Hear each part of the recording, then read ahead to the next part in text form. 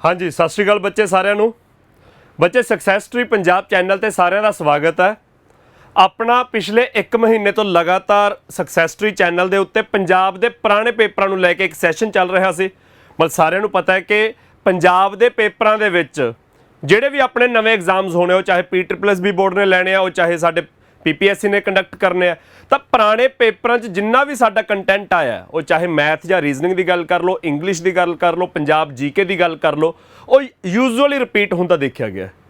तो मतलब जी रैपीटिशन है उन्होंने आप चंगी तरह कवर कर सकीए।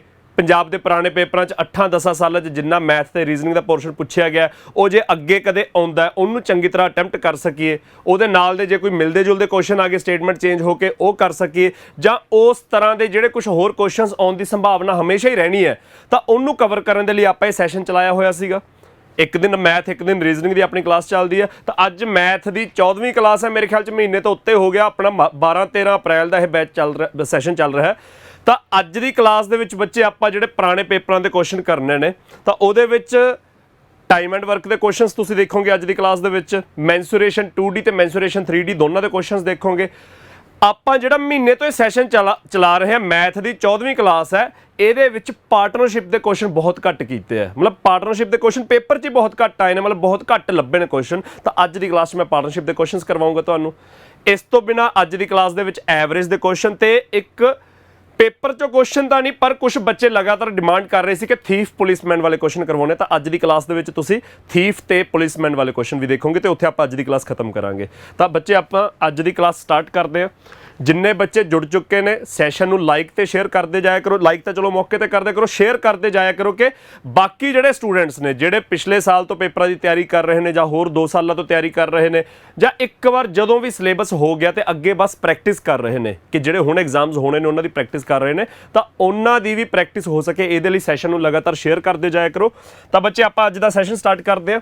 पहला क्वेश्चन की है, पहला क्वेश्चन बच्चे अपना मैंसूरेशन 3D ਦੇ ਵਿੱਚੋਂ एग्जामिनर ਕਹਿੰਦਾ a hemisphere and a cone have equal base radius. Equal base लिखण ਦਾ मतलब कि ਉਹਨਾਂ ਦਾ बेस सेम है, मतलब ਉਹਨਾਂ ਦਾ रेडियस सेम है। एग्जामिनर ਕਹਿੰਦਾ ਆਪਣੇ ਕੋਲ 2 3D इमेजेस ने हेमिस्फीयर ਤੇ कॉन जिन्हां ਦਾ सेम बेस है, मतलब रेडियस बराबर है ਉਹਨਾਂ ਦਾ। If their heights are also equal, वो कहता जो उन्होंने हाइट्स भी बराबर ने, then find the ratio of their curved surface area. तो एग्जामिनर कहता अपने को 2 इमेजेस ने हेमिस्फीयर ते कौन, उन्हों का रेडियस भी बराबर है, हाइट भी बराबर है, तो उन्होंने कर्व्ड सरफेस एरिया की रेशियो दसो की होगी। तो बच्चे आ देखो जी, मैं जगह खाली छड्डदा, मैं हाले इमेजेस नहीं बनाऊंगा। इत्थे मैं हेमिस्फीयर बनाऊंगा, इत्थे मैं कौन बनाऊंगा, हले बनाउण नहीं लग्या। तो आपां उन्हां दे कर्व्ड सरफेस एरिया की रेशियो दसनी है। बच्चे हेमिस्फीयर का कर्व्ड सरफेस एरिया कितना हुंदा 2πr²। हेमिस्फीयर का कर्व्ड सरफेस एरिया हुंदा 2πr²। ओदी आपां रेशियो दसनी है कौन दे कर्व्ड सरफेस एरिया दे नाल, जो कि की हुंदा πr/l। तो बच्चे आपां पाई दोने पासे देख रहे हैं, पाई कट दांगे। इधर r² है, उधर कल्ला r है, तो आप एक आर तक कट देंगे क्योंकि सेम रेडियस है, पर इधर एक आर बच जूगा, उधर एल बच जूगा। एल ते आर का हाले कोई रिलेशन नहीं समझ आ रहा, तो वो रिलेशन समझने के लिए आप इमेजेस बनाने लगे। तो बच्चे इमेजेस देखो, आ तो बन गया हेमिस्फीयर, आ बन गई साडी कौन। एग्जामिनर कहता दोनों का रेडियस बराबर है, दोनों का रेडियस बराबर है, तो रेडियस देखो जी, एदा रेडियस आर, तो एदा भी रेडियस आर, रेडियस दोनों का आर लिख लिया आप। एग्जामिनर कहता if they have equal height, दोनों की हाइट भी इक्वल है, तो बच्चे हेमिस्फीयर की हाइट की होंगी है, कौन की हाइट तो आप एच मान लेने, पर हेमिस्फीयर की हाइट तो पता है ना कि रेडियस के बराबर ही होंगी है। तो बच्चे कौन की हाइट भी एच नहीं मननी, वो आप आर ही मननी है। हेमिस्फीयर की हाइट है जिहड़ी, उहदा रेडियस जे आर है तो उहदी हाइट भी आर हुंदी है, तो इक्वल हाइट का मतलब फिर कौन की हाइट भी एच नहीं लवांगे, आर लवांगे। तो बच्चे फिर इहदी सलांट हाइट की हो जूगी, आ सलांट हाइट हुंदी है एल, जिहड़ी उहदे कर्व्ड सरफेस एरिया दे विच भी हुंदी है πr/l। तो सलांट हाइट किहदे बराबर आजू बच्चे, क्योंकि इत्थे 90 डिग्री का एंगल बनता है, तो ये राइट एंगल ट्रायंगल हो गया, उपर टॉप आ सेंटर पॉइंट, वो एक्सट्रीम राइट कॉर्नर, तो ये राइट एंगल ट्रायंगल बन गया जिहदे विच एक साइड आर है, दूजी साइड भी आर है, तो एल की वैल्यू कितनी आ गई, r√2। ਪਾਈਥਾਗੋਰਸ ਥਿਓਰਮ ਲਾਓਗੇ ਤਾਂ R square plus R square ਦਾ ਅੰਡਰ ਰੂਟ ਯਾਨੀ ਕਿ 2r ਸਕੁਆਇਰ ਦਾ ਅੰਡਰ ਰੂਟ, ਜਿਹਦੇ ਵਿੱਚੋਂ r ਬਾਹਰ ਨਿਕਲਿਆ ਹੋਊਗਾ ਕਿਉਂਕਿ ਅੰਦਰ r ਸਕੁਆਇਰ ਹੈ, ਅੰਡਰ ਰੂਟ 2 ਨਾਲ ਰਹਿ ਜਾਊਗਾ। ਤਾਂ l ਨੂੰ ਤੁਸੀਂ ਬੱਚੇ ਅੰਡਰ ਰੂਟ 2 ਪੁੱਟ ਕਰ ਸਕਦੇ ਹੋ। ਤਾਂ ਕਰਵਡ ਸਰਫੇਸ ਏਰੀਆਜ਼ ਦੀ ਰੇਸ਼ੀਓ ਕੀ ਆ ਜੂਗੀ 2 ਪਾਈ r ਸਕੁਆਇਰ ਰੇਸ਼ੀਓ ਪਾਈ r, l ਨੂੰ ਤੁਸੀਂ ਲਿਖੋਗੇ r ਅੰਡਰ ਰੂਟ 2। ਤਾਂ ਬੱਚੇ ਪਾਈ ਦੋਨੇ ਪਾਸੇ ਕੈਂਸਲ ਹੋ ਗਿਆ, r ਸਕੁਆਇਰ ਕੈਂਸਲ ਹੋ ਗਿਆ, 2r ਨੇ ਉਧਰ ਵੀ r ਸਕੁਆਇਰ ਕੈਂਸਲ ਹੋ ਗਿਆ। ਤਾਂ ਇੱਧਰ ਕੀ ਹੈ 2, ਉਧਰ ਕੀ ਹੈ ਅੰਡਰ ਰੂਟ 2। ਤਾਂ ਬੱਚੇ ਅੰਡਰ ਰੂਟ 2 ਦਾ ਜੇ ਮਲਟੀਪਲਾਈ ਕਰਦੇ ਅੰਡਰ ਰੂਟ 2 ਦੇ ਨਾਲ ਉਹ 2 ਬਣ ਜਾਊਗਾ।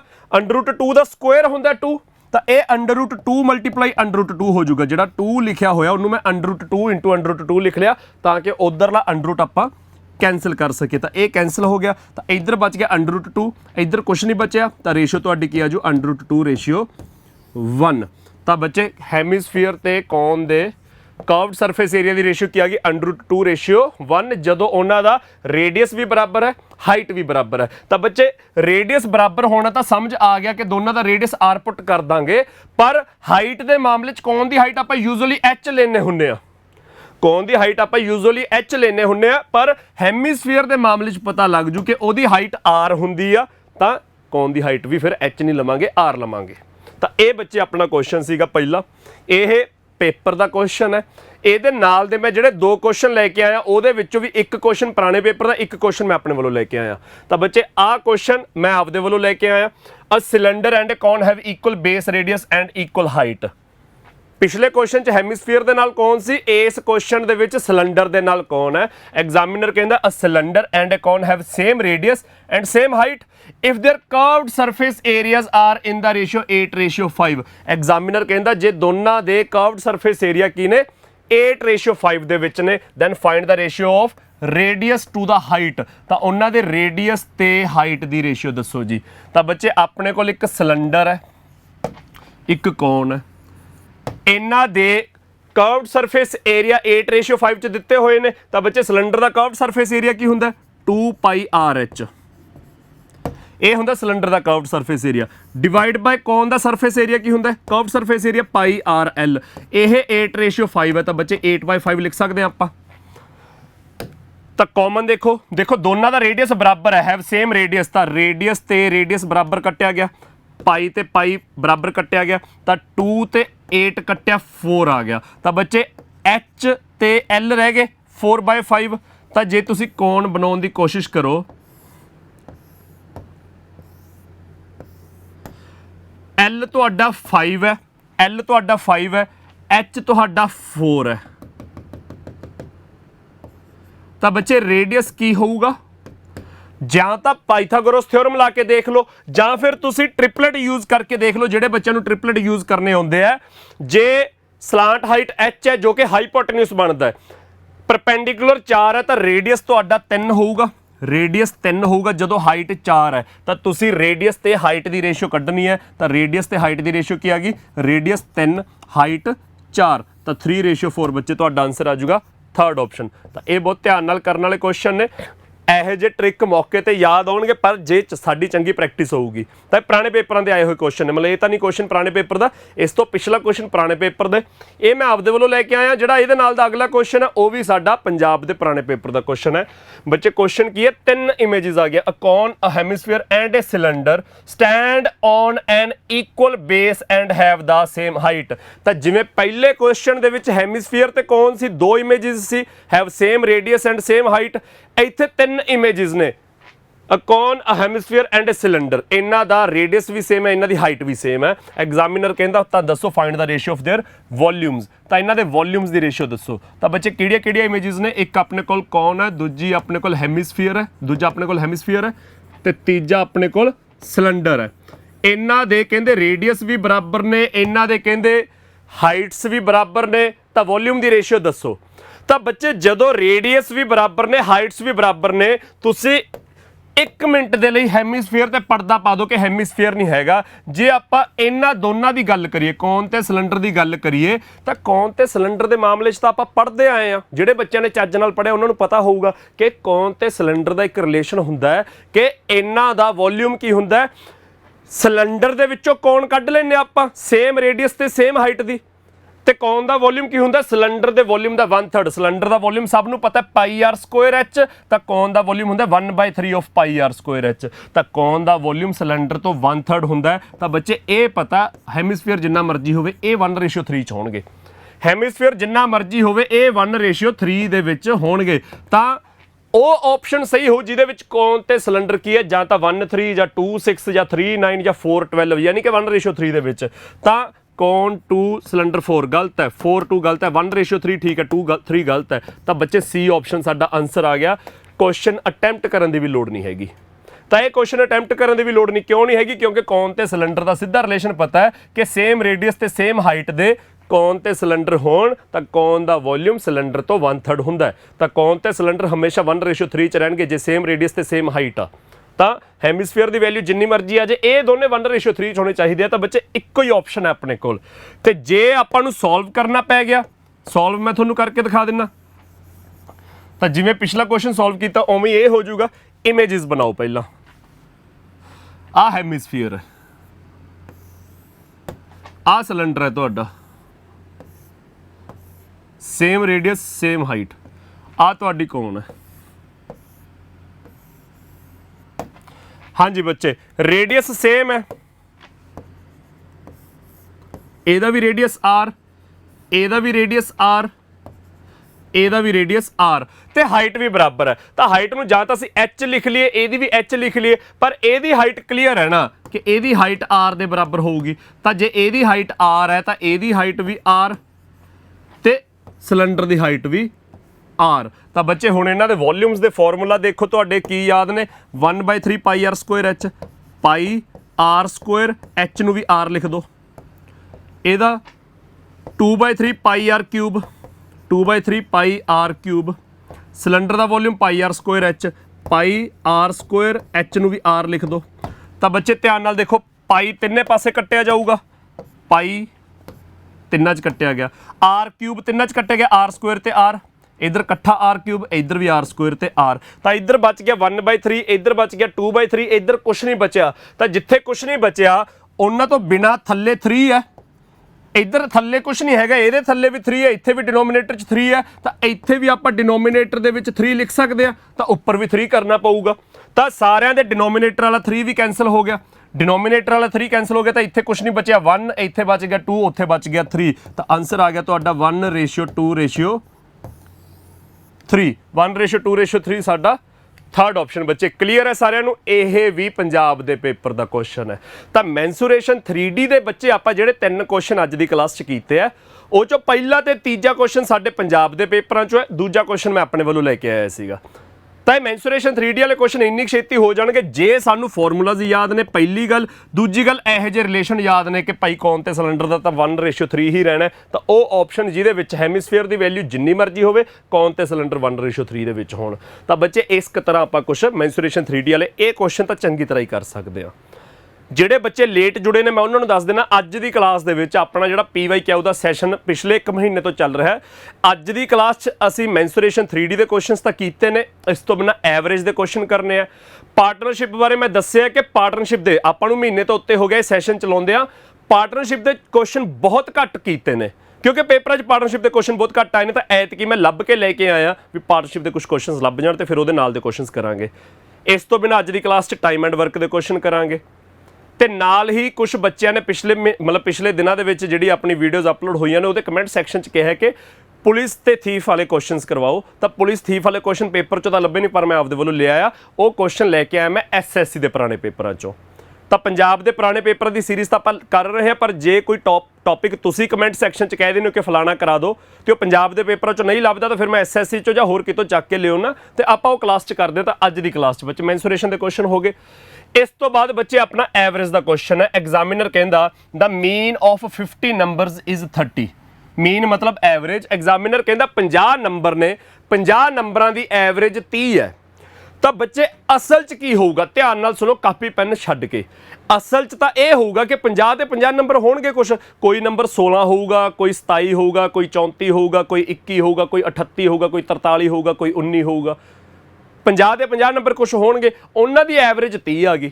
ਤਾਂ ਐਵਰੇਜ 30 ਆਉਣ ਤੋਂ ਤੁਸੀਂ ਕੀ ਭਾਵ ਲੈਣਾ ਕਿ ਯਾਰ ਐਵਰੇਜ 30 ਦਾ ਮਤਲਬ ਸਾਰੇ ਨੰਬਰ ਅਸਲ 'ਚ ਜੋ ਮਰਜ਼ੀ ਹੋਣ ਸਾਡੇ ਵੱਲੋਂ ਹੁਣ 30 ਨੇ, ਤਾਂ ਅਸੀਂ ਮੰਨਣਾ ਹੈ ਕਿ ਸਾਡੇ ਵੱਲੋਂ ਤਾਂ ਯਾਰ 50 ਦੇ 50 ਨੰਬਰ 30 ਨੇ, ਫਿਰ ਅਸਲ 'ਚ ਜੋ ਮਰਜ਼ੀ ਹੁਣ ਲੋੜ ਨਹੀਂ ਹੈਗੀ 30 ਨੇ।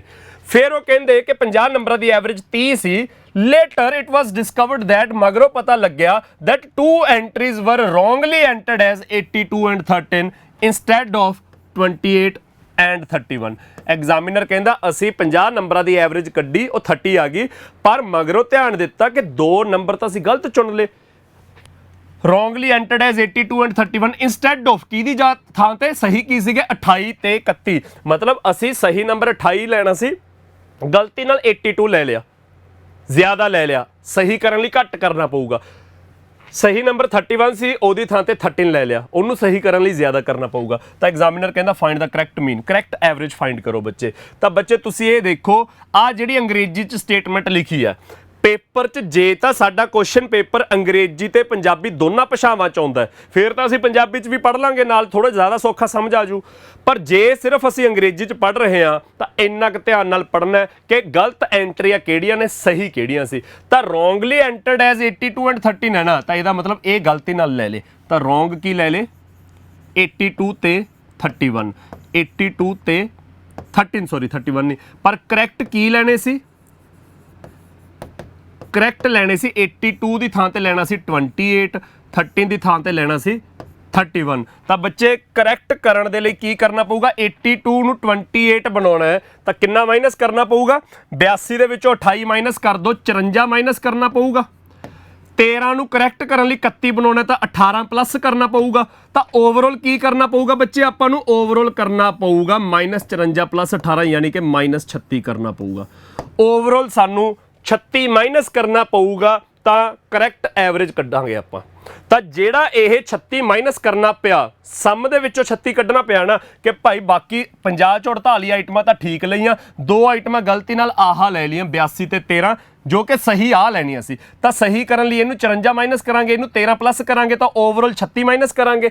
ਤਾਂ ਇਹ ਜਿਹੜਾ 36 ਮਾਈਨਸ ਕਰਨਾ ਹੈ, ਹਮੇਸ਼ਾ ਧਿਆਨ 'ਚ ਕੀ ਰੱਖਣਾ, ਇਹ ਜਿਹੜਾ ਮਾਈਨਸ ਹੋਇਆ, ਇਹ ਜਿਹੜਾ ਨੁਕਸਾਨ ਹੋਇਆ, ਇਹ ਐਵਰੇਜ ਦੇ ਵਿੱਚ ਐਡਜਸਟ ਕਰਾਂਗੇ, ਇਹ ਨੁਕਸਾਨ ਵੀ ਬਰਾਬਰ ਵੰਡਿਆ ਜਾਊਗਾ। ਤਾਂ ਅਸਲ ਐਵਰੇਜ ਆਪਾਂ ਜਿਹੜੀ ਗਲਤੀ ਨਾਲ ਕੱਢ ਲਈ ਸੀ ਉਹ 30 ਸੀ, ਪਰ ਜਦੋਂ 36 ਦਾ ਨੁਕਸਾਨ ਹੈ ਜਿਹੜਾ ਉਹਨੂੰ ਐਵਰੇਜ ਦੇ ਵਿੱਚ ਐਡਜਸਟ ਕਰਾਂਗੇ ਤਾਂ ਉਹ ਨੁਕਸਾਨ 50 ਜਾਣੇ 'ਚ ਬਰਾਬਰ ਵੰਡਿਆ ਜਾਊਗਾ, ਕਿਉਂਕਿ ਨੰਬਰ ਤਾਂ 50 ਹੀ ਨੇ ਨਾ। ਤਾਂ ਐਵਰੇਜ ਕਿੰਨੀ ਹੋ ਜੂ 36/50, ਇਹ ਹੋ ਜੂ 72/100। ਬੱਚੇ ਕੈਲਕੂਲੇਸ਼ਨ ਦੇਖੋ, ਆਪਾਂ ਵੈਸੇ 36/50 ਨੂੰ ਕਾਮਨ ਕੱਟਦੇ, ਆਪਾਂ ਦੁੱਗਣਾ ਕਰਦੇ ਹਾਂ, ਉੱਪਰ 72 ਆ ਗਿਆ, ਥੱਲੇ 100 ਆ ਗਿਆ, ਯਾਨੀ ਕਿ ਇਹ 0.72 ਆ ਗਿਆ। ਤਾਂ 30 ਚੋਂ 0.72 ਮਾਈਨਸ ਕਰੋ, 29.28 ਸਾਡੀ ਸਹੀ ਐਵਰੇਜ ਆ ਜੂਗੀ, 29.28 ਸਾਡਾ ਸੀ ਆਪਸ਼ਨ। ਕਲੀਅਰ ਹੈ ਬੱਚੇ ਸਾਰਿਆਂ ਨੂੰ। ਤਾਂ ਕੀ ਕਰਨਾ ਹੈ, ਸਹੀ ਕਰਨ ਦੇ ਲਈ ਆਪਾਂ ਓਵਰਆਲ 36 ਮਾਈਨਸ ਕਰਨਾ, ਉਹ ਜਿਹੜਾ 36 ਮਾਈਨਸ ਕਰਨਾ ਉਹ ਐਵਰੇਜ ਦੇ ਵਿੱਚ ਐਡਜਸਟ ਹੋਊਗਾ, ਤੇ ਐਵਰੇਜ ਦਾ ਮਤਲਬ ਸਾਰਿਆਂ 'ਚ ਬਰਾਬਰ ਵੰਡਿਆ ਜਾਊਗਾ। ਤਾਂ 36 ਨੂੰ 50 'ਚ ਬਰਾਬਰ ਵੰਡਣਾ, ਤਾਂ 36/50 ਦਾ ਨੁਕਸਾਨ। ਅਸਲ ਐਵਰੇਜ ਕੱਢੀ ਫਿਰਦੇ ਸੀ ਆਪਾਂ 30, ਉਹਦੇ ਵਿੱਚੋਂ 36 ਦਾ ਨੁਕਸਾਨ 50 'ਚ ਵੰਡ ਕੇ ਦੇਖਿਆ ਤਾਂ 29.28 ਐਵਰੇਜ ਰਹਿ ਗਈ। ਤਾਂ ਇਹ ਬੱਚੇ ਆਪਣਾ ਪੇਪਰ ਦਾ ਕੁਐਸਚਨ ਹੈ। ਇਸ ਤੋਂ ਬਿਨਾ ਅਗਲਾ ਦੇਖੋ ਜੀ, The average of marks of 17 students, ਪਿਛਲੇ ਕੇਸ 'ਚ ਕੀ ਸੀ, 50 ਨੰਬਰਾਂ ਦੀ ਐਵਰੇਜ ਸੀ, ਐਤਕੀ 17 ਜਵਾਕਾਂ ਦੀ ਐਵਰੇਜ ਇਨ ਐਨ ਐਗਜ਼ਾਮੀਨੇਸ਼ਨ ਵਾਜ਼ ਕੈਲਕੂਲੇਟਡ ਐਜ਼ 71। ਉਹ ਕਹਿੰਦੇ 17 ਬੱਚਿਆਂ ਦੇ ਐਵਰੇਜ ਮਾਰਕਸ ਆਏ 71, ਆਪਾਂ ਕੱਢ ਲਏ 17 ਬੱਚਿਆਂ ਦੇ ਮਾਰਕਸ, ਜੋੜ ਕੇ 17 ਤੇ ਡਿਵਾਈਡ ਕਰਤਾ, ਐਵਰੇਜ ਆ ਗਈ 71। But it was later found that, ਮਗਰੋਂ ਪਤਾ ਲੱਗਿਆ that the mark of one student had been wrongly entered as 65 instead of 56। ਕਹਿੰਦੇ ਐਵਰੇਜ ਕੱਢਣ ਵੇਲੇ ਆਪਾਂ ਇੱਕ ਬੱਚੇ ਦੇ ਨੰਬਰ ਗਲਤੀ ਨਾਲ 65 ਲੈ ਲਏ, wrongly entered as 65, ਗਲਤੀ ਨਾਲ 65 ਲੈ ਲਏ, ਕਿਹਦੀ ਥਾਂ ਤੇ ਅਸਲ 'ਚ 56 ਲੈਣੇ ਸੀ, ਸਹੀ ਨੰਬਰ 56 ਸੀ, ਆਪਾਂ ਗਲਤੀ ਨਾਲ 65 ਲਿਖਤੇ। And another as 24 instead of 50, ਦੂਜੇ ਬੱਚੇ ਦੇ 50 ਦੀ ਥਾਂ ਤੇ 24 ਨੰਬਰ ਲੈ ਲਏ। ਤਾਂ ਬੱਚੇ ਆਪਾਂ ਗਲਤ ਨੰਬਰ ਕੀ ਲੈ ਲਏ, ਗਲਤ ਨੰਬਰ ਆਪਾਂ ਲੈ ਲਏ 65 ਲੈ ਲਏ 56 ਦੀ ਥਾਂ ਤੇ, ਦੂਜੇ 'ਚ 24 ਲੈ ਲਏ 50 ਦੀ ਥਾਂ ਤੇ। ਤਾਂ ਕਰੈਕਟ ਕਰਨ ਦੇ ਲਈ ਕੀ ਕਰਨਾ ਪਊਗਾ, ਕਰੈਕਟ ਕਰਨ ਦੇ ਲਈ ਪਹਿਲੇ ਨੂੰ ਤਾਂ 9 ਨੰਬਰ ਘਟਾਉਣੇ ਪੈਣਗੇ, ਪਹਿਲੇ ਦੇ ਤਾਂ 9 ਨੰਬਰ ਘਟਾਉਣੇ ਪੈਣਗੇ, ਤੇ ਦੂਜੇ ਦੇ 24 ਤੋਂ 50 ਬਣਾਉਣ ਦੇ ਲਈ 26 ਜੋੜਨੇ ਪੈਣਗੇ। ਤਾਂ ਬੱਚੇ ਓਵਰਆਲ ਕੀ ਕਰ ਰਹੇ ਹਾਂ ਆਪਾਂ, ਇਹ ਕਰਨ ਲਈ ਓਵਰਆਲ ਆਪਾਂ 17 ਜੋੜ ਰਹੇ ਹਾਂ। ਓਵਰਆਲ 17 ਜੋੜਨੇ ਨੇ ਤਾਂ ਬੱਚੇ 17 ਨੰਬਰਾਂ ਦੀ ਐਵਰੇਜ 71 ਆਈ ਸੀ। ਜੇ ਕੁਝ ਵੀ ਨਾ ਜੋੜਨਾ ਘਟਾਉਣਾ ਹੁੰਦਾ, ਜੇ ਓਵਰਆਲ ਨਿਲ ਹੁੰਦਾ ਫਿਰ ਤਾਂ 71 ਐਵਰੇਜ ਸੀ, 71 ਹੀ ਰਹਿ ਜਾਂਦੀ। ਪਰ ਓਵਰਆਲ 17 ਜੋੜਨਾ ਹੈ ਤਾਂ ਉਹਨੂੰ ਐਵਰੇਜ ਦੇ ਵਿੱਚ ਐਡਜਸਟ ਕਰਨ ਲਈ 17 ਬੱਚਿਆਂ 'ਚ ਵੰਡਾਂਗੇ। ਤਾਂ 17 ਨੂੰ ਜਦੋਂ 17 ਬੱਚਿਆਂ 'ਚ ਵੰਡਿਆ ਤਾਂ ਹਰ ਇੱਕ ਨੂੰ ਇੱਕ ਇੱਕ ਮਿਲ ਗਿਆ ਤਾਂ ਐਵਰੇਜ ਹੋ ਗਈ 72। ਤਾਂ ਇਸ ਕੁਐਸਚਨ ਦਾ ਆਨਸਰ ਤੁਹਾਡਾ ਆ ਗਿਆ 72। ਸਮਝ ਆ ਗਿਆ ਬੱਚੇ? ਐਵਰੇਜ ਸਹੀ ਕਰਨ ਦੇ ਲਈ ਜਿੰਨਾ ਵੱਧ ਘੱਟ ਆ ਗਿਆ ਉਹਨੂੰ ਐਵਰੇਜ ਦੇ ਵਿੱਚ ਐਡਜਸਟ ਕਰੋ। ਤੇ ਐਵਰੇਜ ਦੇ ਵਿੱਚ ਐਡਜਸਟ ਕਰਨ ਦਾ ਮਤਲਬ ਜਿੰਨੇ ਬੱਚਿਆਂ ਦੀ ਐਵਰੇਜ ਕੱਢੀ ਹੈ, ਜਿੰਨੇ ਨੰਬਰਾਂ ਦੀ ਐਵਰੇਜ ਕੱਢੀ ਹੈ ਉਹਦੇ ਵਿੱਚ ਬਰਾਬਰ ਵੰਡੋ। ਤਾਂ 17 ਨੰਬਰ ਪਲੱਸ ਕਰਨੇ ਆ ਤਾਂ ਪਲੱਸ ਦਾ ਸਾਈਨ ਲਾਇਆ, 17 ਚ ਵੰਡਾਂਗੇ ਤਾਂ ਹਰ ਇੱਕ ਨੂੰ ਇੱਕ ਇੱਕ ਨੰਬਰ ਮਿਲ ਜੂਗਾ। ਤਾਂ 71 + 1 72 ਐਵਰੇਜ ਆ ਗਈ। ਤਾਂ ਇਹ ਤਾਂ ਬੱਚੇ ਪੰਜਾਬ ਦੇ ਪੇਪਰਾਂ ਦੇ ਕੁਐਸਚਨ ਸੀ, ਦੋਨੇ ਕੁਐਸਚਨ ਪੰਜਾਬ ਦੇ ਪੇਪਰਾਂ ਦੇ ਸੀ। ਇਸ ਤੋਂ ਬਾਅਦ ਤੀਜਾ ਕੁਐਸਚਨ ਮੈਂ ਆਪਣੇ ਵੱਲੋਂ ਲੈ ਕੇ ਆਇਆ, ਥੋੜਾ ਜਿਹਾ ਔਖਾ, ਜਿਹੜਾ ਕਿ ਪੇਪਰ 'ਚ ਕਦੇ ਨਹੀਂ ਆਇਆ ਹੋਇਆ। ਕੁਐਸਚਨ ਕੀ ਹੈ? ਦਾ ਮੀਨ ਆਫ 100 ਆਈਟਮਸ ਵਾਜ਼ 46। ਉਹ ਕਹਿੰਦੇ 100 ਆਈਟਮਾਂ ਨੇ, ਉਹਨਾਂ ਦੀ ਐਵਰੇਜ 46 ਹੈ। Later on it was discovered that 3 items 18, 25 ਤੇ 64, 3 ਆਈਟਮਸ 18, 25 ਐਂਡ 64 ਵਰ ਮਿਸਰੈਡ ਐਜ਼ 81, 52 ਐਂਡ 74। ਉਹ ਕਹਿੰਦੇ ਮਗਰੋਂ ਪਤਾ ਲੱਗਿਆ, ਪਹਿਲਾਂ ਤਾਂ 100 ਆਈਟਮਾਂ ਦੀ ਐਵਰੇਜ ਕੱਢ ਲਈ ਆਪਾਂ 46, 100 ਨੰਬਰਾਂ ਦੀ ਐਵਰੇਜ 46 ਕੱਢੀ ਬੈਠੇ ਸੀ। ਮਗਰੋਂ ਧਿਆਨ ਦਿੱਤਾ ਕਿ 3 ਨੰਬਰ 18, 25 ਤੇ 64, 3 ਨੰਬਰ ਇਹ ਗਲਤੀ ਨਾਲ ਵਰ ਮਿਸਰੈਡ ਐਜ਼, ਗਲਤ ਕੀ ਪੜ੍ਹ ਲਏ? 81, 52 ਤੇ 74 ਪੜ੍ਹ ਲਏ। ਤਾਂ ਉਹ ਗਲਤ ਨੰਬਰ ਨੇ 81, 52, 74, ਸਹੀ ਆ ਸੀ, ਇਹ ਹੋ ਗਈ ਗਲਤੀ। ਫਿਰ it was also found that the number of items ਵਰ 90। ਮਗਰੋਂ ਇੱਕ ਹੋਰ ਕਰਤੂਤ ਦਾ ਪਤਾ ਲੱਗਿਆ ਕਿ ਭਾਈ ਨੰਬਰ ਆਫ ਆਈਟਮਸ ਵੀ 90 ਸੀ, ਨੋਟ 100। ਆਪਾਂ ਐਵਰੇਜ 100 ਦੀ ਕੱਢੀ ਫਿਰਦੇ ਸੀ ਤਾਂ ਅਸਲ 'ਚ 90 ਆਈਟਮਾਂ ਸੀ। ਤਾਂ what is the correct average? ਤਾਂ ਇਹ ਬੱਚੇ ਥੋੜਾ ਜਿਹਾ ਔਖਾ ਕੁਐਸਚਨ ਹੈ। ਤਾਂ ਦੇਖੋ ਬੱਚੇ, ਰੋਂਗ ਆਈਟਮਸ ਕੀ ਲੈ ਲਿਆ ਆਪਾਂ? ਮਿਸਰੈਡ ਐਜ਼ 81, 52 ਤੇ 74। ਇਹਨਾਂ ਨੂੰ ਸਹੀ ਕਰਨ ਦੇ ਲਈ ਕੀ ਲੈਣਾ? ਪਹਿਲੀ ਨੂੰ 18 ਬਣਾਉਣਾ ਸੀ, ਦੂਜੀ ਨੂੰ 25, ਤੀਜੀ ਨੂੰ 64। ਤਾਂ ਨੰਬਰ ਸਹੀ ਕਰਨ ਦੇ ਲਈ ਕੀ ਕਰਾਂਗੇ ਬੱਚੇ? ਪਹਿਲੇ ਨੂੰ ਆਪਾਂ 63 ਮਾਈਨਸ ਕਰਾਂਗੇ, ਦੂਜੇ ਨੂੰ ਆਪਾਂ 27 ਮਾਈਨਸ ਕਰਾਂਗੇ, ਤੀਜੇ ਨੂੰ ਆਪਾਂ 10 ਮਾਈਨਸ ਕਰਾਂਗੇ। ਤਾਂ ਓਵਰਆਲ ਕਿੰਨਾ ਮਾਈਨਸ ਹੋ ਰਿਹਾ? 63 ਤੇ 27, 90 ਤੇ 10, 100। ਤਾਂ ਬੱਚੇ 100 ਮਾਈਨਸ ਹੋ ਰਿਹਾ ਹੈ। ਤਾਂ ਜੇ ਆਹ ਗੱਲ ਨਾ ਹੋਵੇ ਕਿ 90 ਆਈਟਮਾਂ ਨੇ 100 ਨਹੀਂ ਹੈਗੀਆਂ, ਜੇ ਕਿਤੇ 100 ਆਈਟਮਾਂ ਹੀ ਹੁੰਦੀਆਂ ਤਾਂ ਐਵਰੇਜ ਕਿੰਨੀ ਹੋ ਜਾਂਦੀ? ਪਹਿਲੀ ਐਵਰੇਜ ਤਾਂ 46 ਹੈ, ਪਰ 100 ਮਾਈਨਸ ਕਰਨਾ, ਇਹਦੀ ਐਡਜਸਟਮੈਂਟ ਕਿਹਦੇ ਵਿੱਚ ਹੋਊਗੀ? 100 ਨੰਬਰਾਂ ਦੇ ਵਿੱਚ। ਤਾਂ ਸਾਰਿਆਂ ਦਾ ਇੱਕ ਇੱਕ ਦਾ ਨੁਕਸਾਨ ਹੋ ਗਿਆ। ਤਾਂ ਨਵੀਂ ਐਵਰੇਜ ਕੀ ਆ ਗਈ ਬੱਚੇ? 45। ਇਹ ਨਵੀਂ ਐਵਰੇਜ 45 ਆ ਗਈ। ਜੇ 100 ਆਈਟਮਸ ਹੀ ਹੁੰਦੀਆਂ, ਆ 90 ਆਈਟਮ ਵਾਲਾ ਝੰਜਟ ਨਾ ਪਿਆ ਹੁੰਦਾ, 100 ਆਈਟਮਸ ਹੀ ਹੁੰਦੀਆਂ, ਕਰੈਕਸ਼ਨ ਕਰਨ ਤੋਂ ਬਾਅਦ ਐਵਰੇਜ 45 ਆ ਜਾਂਦੀ। ਪਰ ਉਹ ਕਹਿੰਦੇ ਆਈਟਮਾਂ ਵੀ 90 ਨੇ, 100 ਨਹੀਂ ਹੈਗੀਆਂ। ਤਾਂ ਬੱਚੇ 100 ਆਈਟਮਾਂ ਦੀ ਐਵਰੇਜ ਜੇ ਆਪਾਂ 45 ਕੱਢੀ ਬੈਠੇ ਆ ਤਾਂ ਇਹਨਾਂ ਦਾ ਸਮ ਕੀ ਹੋਊਗਾ? 45 ਗੁਣਾ 100। ਇਹਨਾਂ ਦਾ ਸਮ ਕੀ ਹੋਊਗਾ? 45 ਗੁਣਾ 100। ਪਰ ਉਹ ਸਮ 90 ਦਾ ਹੈ ਤਾਂ 90 ਦੀ ਐਵਰੇਜ ਕੀ ਹੋ ਜੂ? Divide by 90। ਤਾਂ 45 ਤੇ 90 ਹੋ ਗਿਆ 2, 100 ਨਾਲ ਕੱਟਿਆ 50। ਤਾਂ ਨਵੀਂ ਐਵਰੇਜ, ਕਰੈਕਟ ਐਵਰੇਜ ਕੀ ਆ ਜੂ ਤੁਹਾਡੀ? 50। ਤਾਂ ਬੱਚੇ ਫਸਟ ਆਪਸ਼ਨ ਆ ਗਿਆ ਇਸ ਕੁਐਸਚਨ ਦਾ ਆਨਸਰ ਤੁਹਾਡਾ 50। ਇਹ ਤੁਹਾਡਾ ਐਵਰੇਜ ਦਾ ਕੁਐਸਚਨ ਜਿਹੜਾ ਕਿ ਅੱਜ ਤੱਕ ਕਦੇ ਨਹੀਂ ਪੁੱਛਿਆ ਗਿਆ ਪੰਜਾਬ ਦੇ ਪੇਪਰਾਂ 'ਚ, ਪਰ ਮੈਂ ਆਪਦੇ ਵੱਲੋਂ ਲੈ ਕੇ ਆਇਆ। ਤਾਂ ਇਹ ਕੁਐਸਚਨ ਹੈ ਬੱਚੇ ਜਿਹਦੇ ਵਿੱਚ ਆਈਟਮਾਂ ਤਾਂ ਗਲਤ ਕੰਸੀਡਰ ਕੀਤੀਆਂ, ਉਹ ਤਾਂ ਕਰੈਕਟ ਕੀਤੀਆਂ, ਟੋਟਲ ਵੀ ਆਪਾਂ ਗਲਤੀ ਨਾਲ 100 ਆਈਟਮਾਂ ਮੰਨ ਕੇ ਕੱਢੀ ਫਿਰਦੇ ਐਵਰੇਜ ਜੋ ਕਿ 90 ਹੈ। ਤਾਂ ਉਹ ਵੀ ਮਗਰੋਂ ਕਰੈਕਟ ਕੀਤਾ। ਉਹ ਕਿਵੇਂ ਕਰਨਾ ਉਹ ਵੀ ਮੈਂ ਦੱਸਦਾ। ਤਾਂ ਇੱਕੋ ਹੀ ਕੁਐਸਚਨ ਦੇ ਵਿੱਚ ਜੇ ਆਹ ਕੈਲਕੂਲੇਸ਼ਨਸ ਹੋਣ ਤਾਂ ਧਿਆਨ ਨਾਲ ਦੇਖਣਾ ਬੱਚੇ। ਇਹ ਆਪਣਾ ਐਵਰੇਜ ਦਾ ਕੁਐਸਚਨ ਸੀ। ਤਾਂ ਅੱਜ ਦਾ ਜਿਹੜਾ ਆਪਣਾ ਇਹ PYQ ਸੈਸ਼ਨ ਚੱਲ ਰਿਹਾ, ਮੇਰੇ ਖਿਆਲ 'ਚ 14ਵੀਂ ਕਲਾਸ ਹੈ। ਇਹਦੇ ਵਿੱਚ ਆਪਾਂ ਮੈਂਸੂਰੇਸ਼ਨ 3D ਦੇ ਕੁਐਸਚਨਸ ਕਰ ਚੁੱਕੇ ਹਾਂ, ਐਵਰੇਜ ਦੇ 3 ਕੁਐਸਚਨਸ ਕਰ ਚੁੱਕੇ ਹਾਂ, ਜਿਹਦੇ ਵਿੱਚੋਂ 2 ਕੁਐਸਚਨ ਪੰਜਾਬ ਦੇ ਪੇਪਰਾਂ 'ਚੋਂ ਨੇ, ਇੱਕ ਆਹ ਵਾਲਾ ਕੁਐਸਚਨ ਮੈਂ ਆਪਦੇ ਵੱਲੋਂ ਲੈ ਕੇ ਆਇਆ। ਇਸ ਤੋਂ ਬਿਨਾਂ ਪੁਲਿਸ ਤੇ ਥੀਫ ਵਾਲੇ ਕੁਐਸਚਨ 2-3 ਬੱਚਿਆਂ ਦੇ ਕਮੈਂਟ ਆਏ ਹੋਏ ਸੀ ਪਿਛਲੀਆਂ ਵੀਡੀਓਜ਼ ਦੇ ਵਿੱਚ, ਪੁਲਿਸ ਤੇ ਥੀਫ ਵਾਲੇ ਕੁਐਸਚਨ ਉਹ ਪੰਜਾਬ ਦੇ ਪੇਪਰਾਂ 'ਚ ਮੈਨੂੰ ਕਦੇ ਨਹੀਂ ਲੱਭੇ, ਤਾਂ ਇਸ ਕਰਕੇ ਮੈਂ ਉਹ SSC ਦੇ ਪੇਪਰਾਂ 'ਚ ਲੈ ਕੇ ਆਇਆ। ਇੱਕ ਕੁਐਸਚਨ ਉਹ 'ਚ ਮੈਂ ਆਪਦੇ ਵੱਲੋਂ ਵੀ ਲੈ ਕੇ ਆਇਆ। ਇਸ ਤੋਂ ਬਿਨਾਂ ਪਾਰਟਨਰਸ਼ਿਪ ਦੇ ਕੁਐਸਚਨ ਪੰਜਾਬ ਦੇ ਪੇਪਰ 'ਚ ਬਹੁਤ ਘੱਟ ਆਏ ਹੋਏ ਨੇ, ਤਾਂ ਉਹ ਮੈਂ ਲੱਭ ਕੇ ਜੇ ਲੈ ਕੇ ਆਇਆ। ਪਾਰਟਨਰਸ਼ਿਪ ਦੇ ਕੁਐਸਚਨ ਅੱਜ ਦੀ ਕਲਾਸ 'ਚ ਕਰਾਂਗੇ, ਟਾਈਮ ਐਂਡ ਵਰਕ ਦੇ ਕੁਐਸਚਨ ਕਰਾਂਗੇ, ਇੱਕ ਅੱਧਾ ਟਾਈਪ ਕੋਈ ਹੋਰ ਹੋਊਗਾ।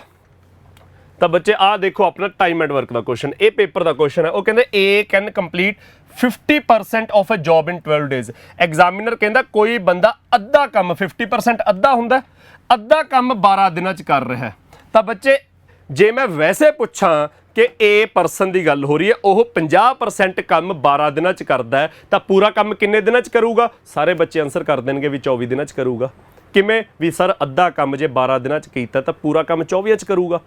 ਪਰ ਜੇ ਆਪਾਂ ਨੰਬਰਾਂ ਦੇ ਨਾਲ ਲਿਖ ਲੁਖ ਕੇ ਜੇ ਸਮਝਾਉਣਾ ਹੋਵੇ ਕਿ ਭਾਈ 24 ਕਿਵੇਂ ਬਣਿਆ ਤਾਂ ਯਾਦ ਰੱਖਣਾ ਹੈ ਅੱਧਾ ਕੰਮ ਕੀ ਹੁੰਦਾ 1/2 50% ਦੀ ਫ੍ਰੈਕਸ਼ਨ ਵੈਸੇ ਵੀ 1/2 ਹੁੰਦੀ ਹੈ। ਜੇ 1/2 ਕੰਮ 12 ਦਿਨਾਂ 'ਚ ਕੀਤਾ ਗਿਆ ਹੈ, ਜੇ 1/2 ਕੰਮ 12 ਦਿਨਾਂ 'ਚ ਕੀਤਾ ਗਿਆ ਹੈ ਤਾਂ ਪੂਰਾ ਕੰਮ ਕਰਨ ਦਾ ਮਤਲਬ ਬੱਚੇ ਪੂਰਾ ਕੰਮ ਕਰਨ ਦਾ ਮਤਲਬ 1 ਯੂਨਿਟ ਕੰਮ ਤਾਂ 1 ਯੂਨਿਟ ਕਿੰਨੇ ਦਿਨਾਂ 'ਚ ਹੋਊਗਾ ਆ 2 ਉਧਰ ਮਲਟੀਪਲਾਈ ਹੋ ਜੂ ਤਾਂ ਇਹ ਬਣ ਗਏ 24 ਦਿਨ।